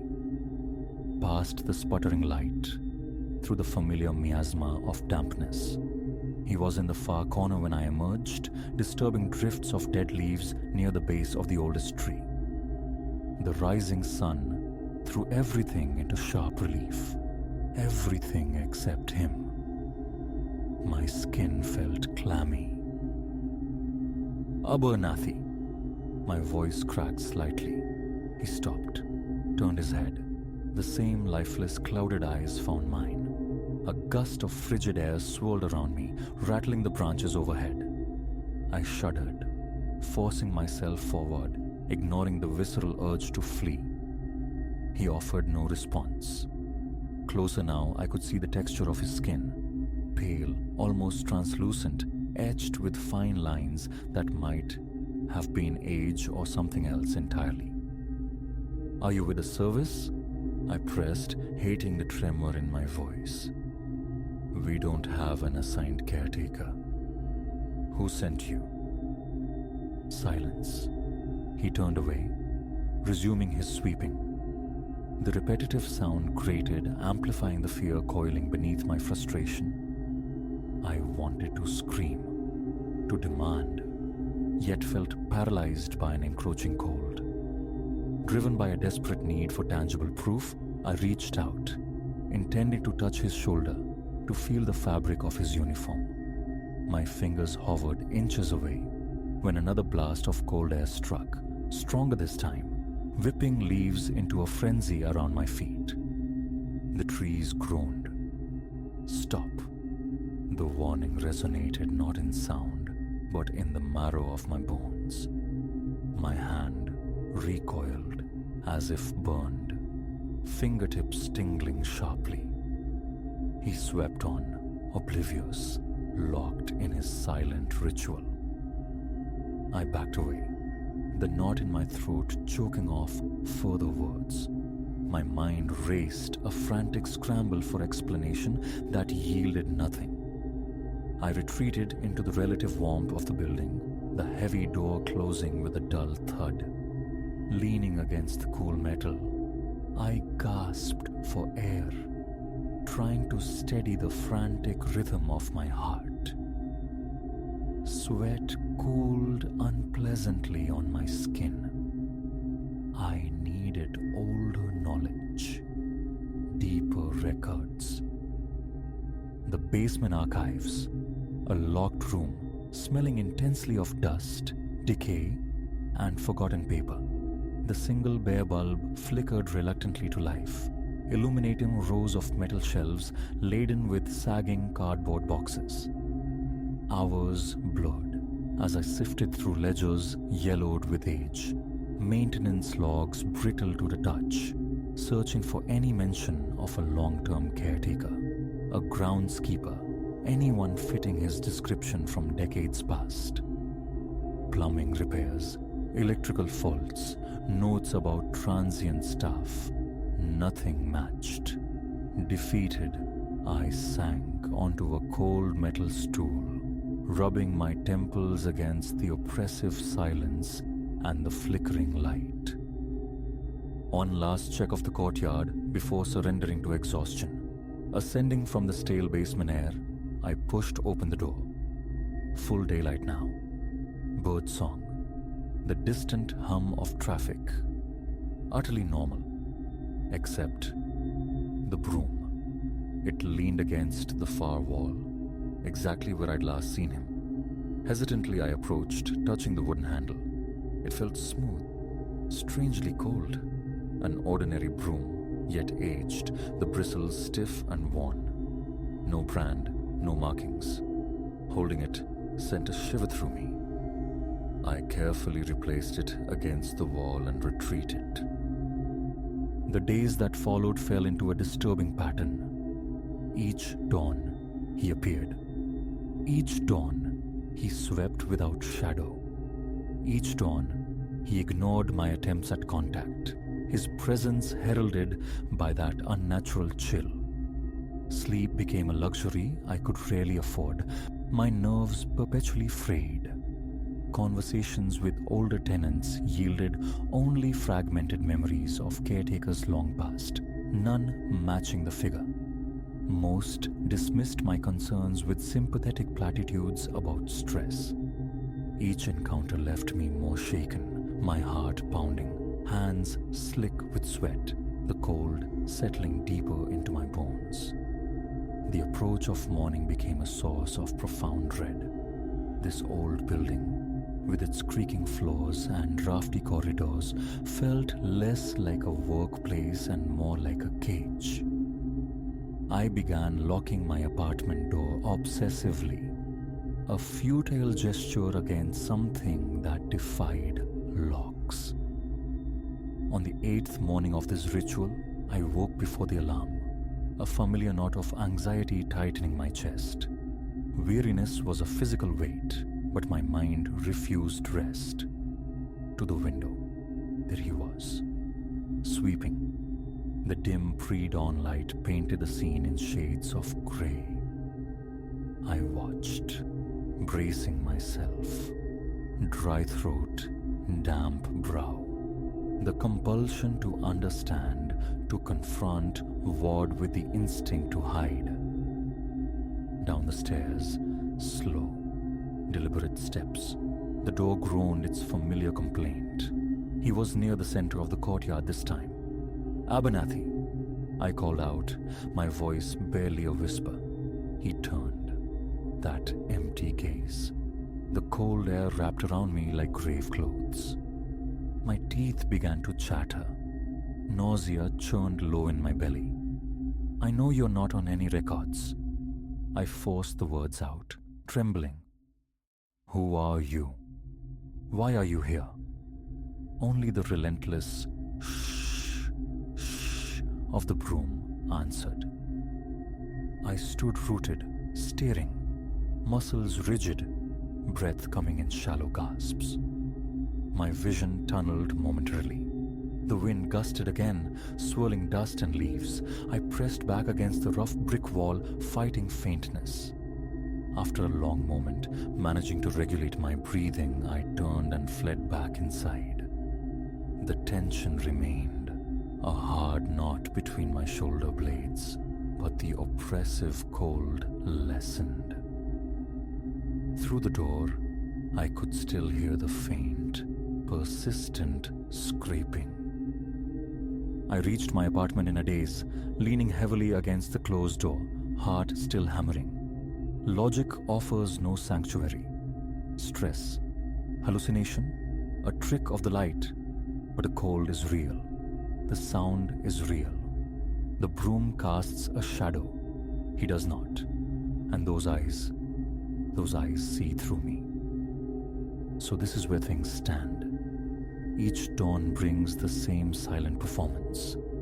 The records remain stubbornly empty. The neighbors see nothing, or choose not to. I am trapped in this cycle, waking before light, gut clenched with dread. I watch him. Sometimes I try to speak. The cold pushes me back. He never answers, never deviates. The old building sighs around me, holding its secrets close. I don't know what he is or why he haunts this courtyard. I only know that he is there when the light is new, sweeping, shadowless, turning those colorless eyes my way, before returning to his endless task, leaving me with a chill that lingers long after he vanishes. A cold deep in the marrow of my bones.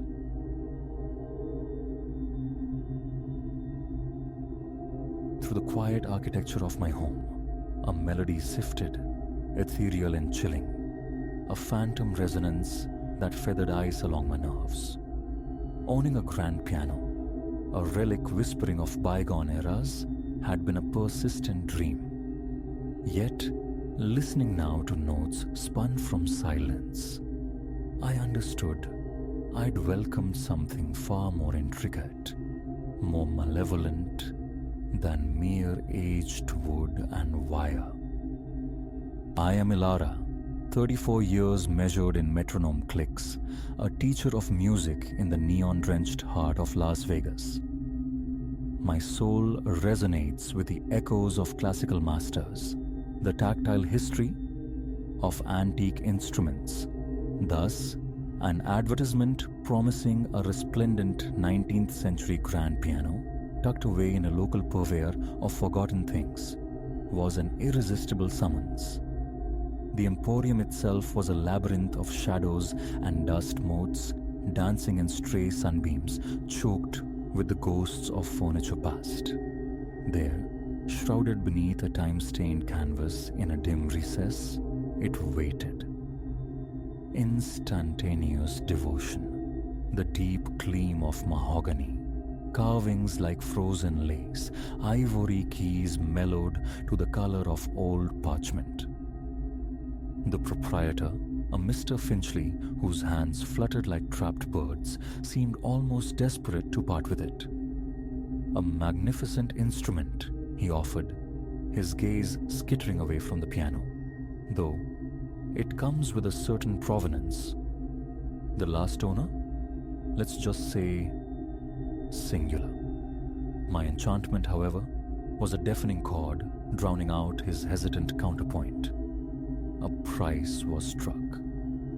As Finchley finalized the delivery arrangements, A flicker of something akin to profound relief crossed his features, swift and unsettling. Installed in my living room, it commanded the space, a silent monarch.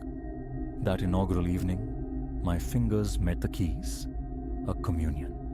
The sound unfurled, rich, profound, eclipsing any modern instrument's voice. Music poured forth, an intoxicating flood, carrying me away until my muscles protested, until the digital clock bled past midnight. Contentment, deep and unfamiliar, settled over me. Yet, poised on the cusp of sleep, a thread of melody, thin as spider silk, seemed to rise from the floor below. Imagination's echo, surely. The subsequent days were a fever dream of music. Every spare second became an offering at a mahogany altar. I feigned illness to remain tethered to its soundboard. But dissonance crept in. Sheet music, left neatly stacked, would reappear in disarray. A key sticking stubbornly 1 minute would yield perfectly the next. And always, in the quiet interstices, that spectral murmur of a tune. A week hence, slumber shattered. Not the whispered suggestion of music, but a torrent, a full-throated concerto erupting from downstairs.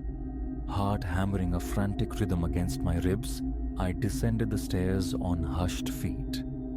The living room lay steeped in moonlight, untenanted, yet the keys, those aged ivory slips, danced under invisible fingers, weaving a composition utterly unknown to me.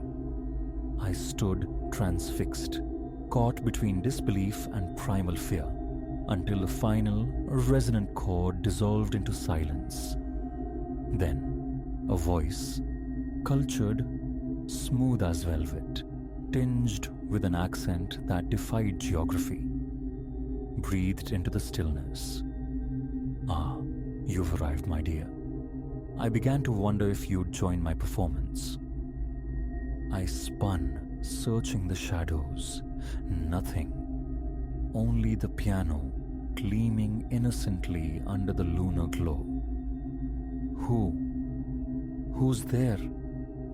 The words were flimsy things in the charged air. A low chuckle seemed to emanate from the very grain of the wood. "Permit an introduction.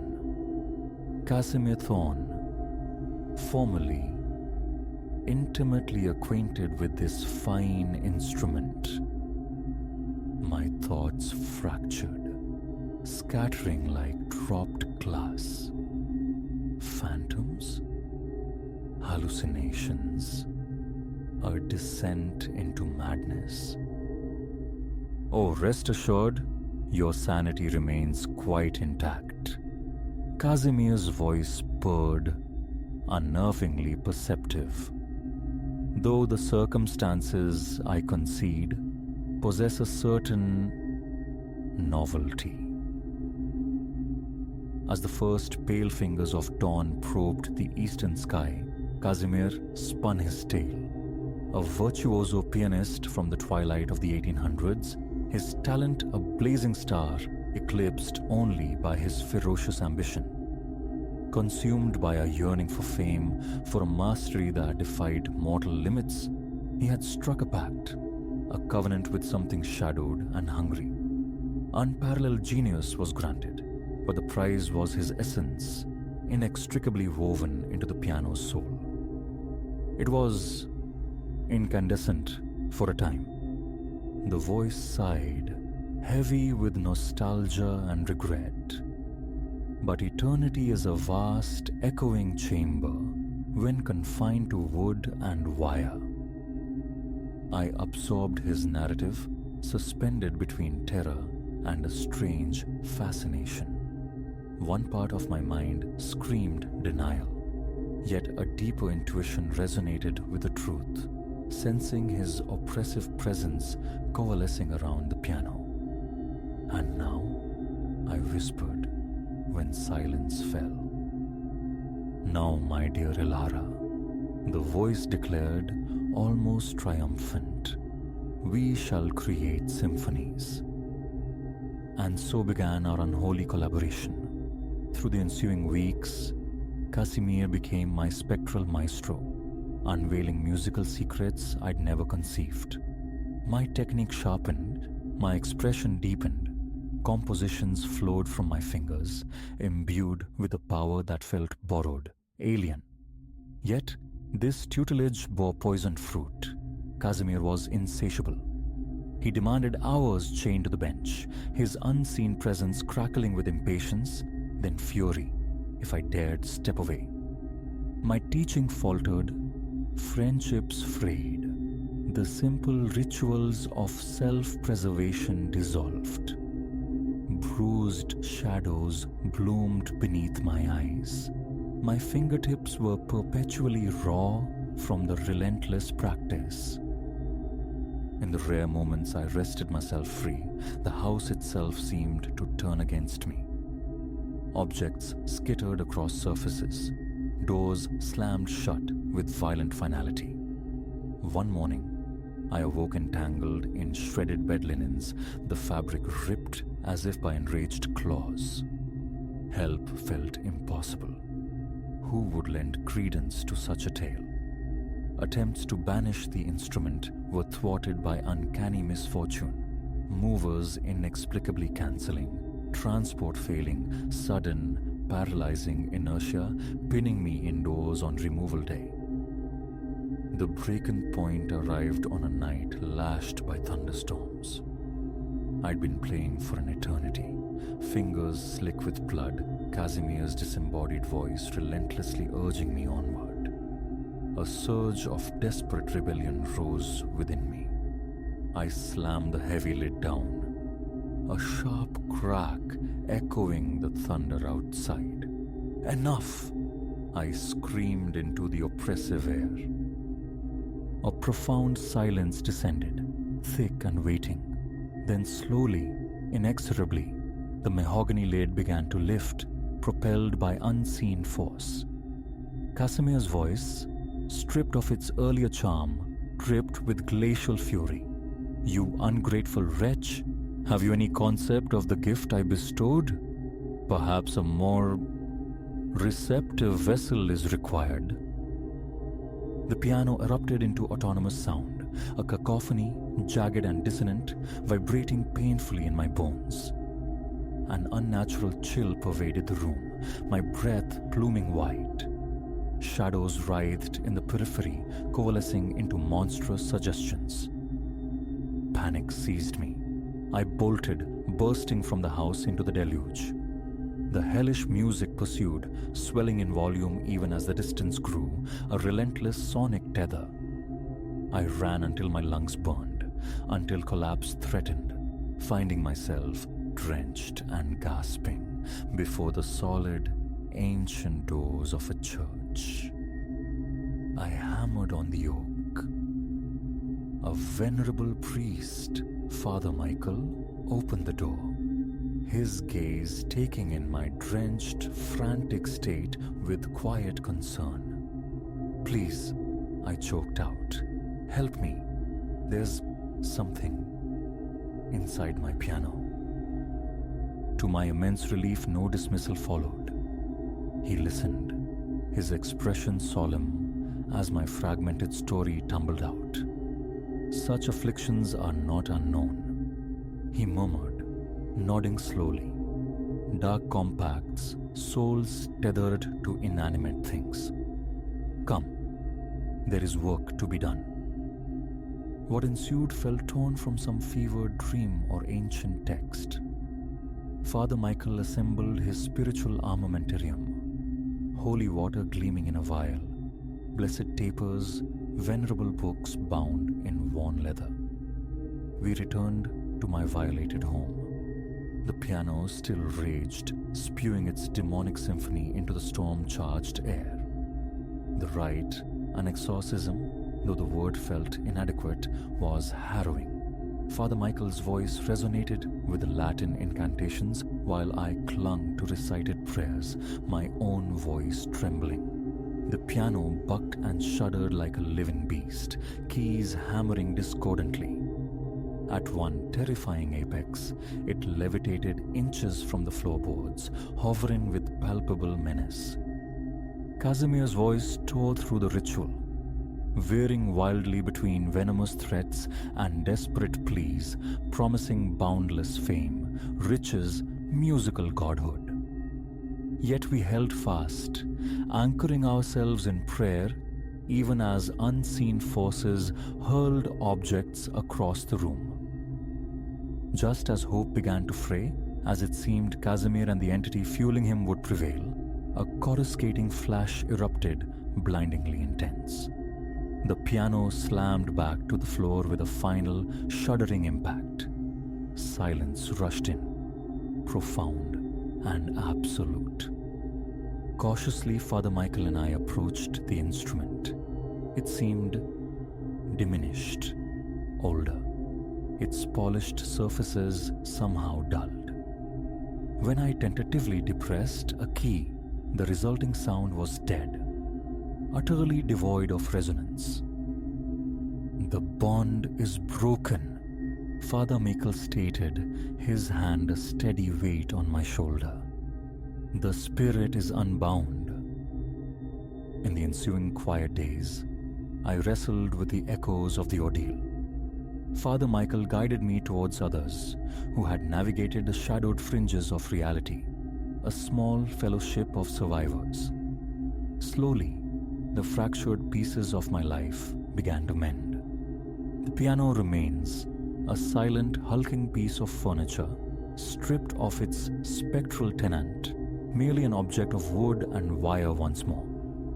Sometimes, very late, when the house is utterly still, I fancy I hear the faintest whisper of a tune, not Casimir's bombastic concertos, but something softer, achingly melancholic, a phantom reminder, perhaps, of ambition's terrible cost and the possibility of release. Music endures in my life, but now it flows on my own terms. I have returned to teaching, finding a quiet joy in guiding nascent talent, free from the shadow of infernal bargains. If my students occasionally find my methods lenient, I offer only a quiet smile. Measured against Casimir's tyranny, any human instruction feels gentle. The ordeal irrevocably altered me, cracked open my perception to dimensions unseen by most. A certain weariness lingers, particularly towards antiques bearing ambiguous histories. But alongside it grows an appreciation for the profound beauty of the mundane, the hesitant perfection of a student's first mastered scale, the easy cadence of laughter shared with friends, the deep tranquility of an ordinary existence. Casimir Thorne chased immortal renown and found eternal servitude. I, having brushed against the darkness, discovered something infinitely more precious: the resilience to confront the abyss and step back into the light, scarred perhaps, but whole.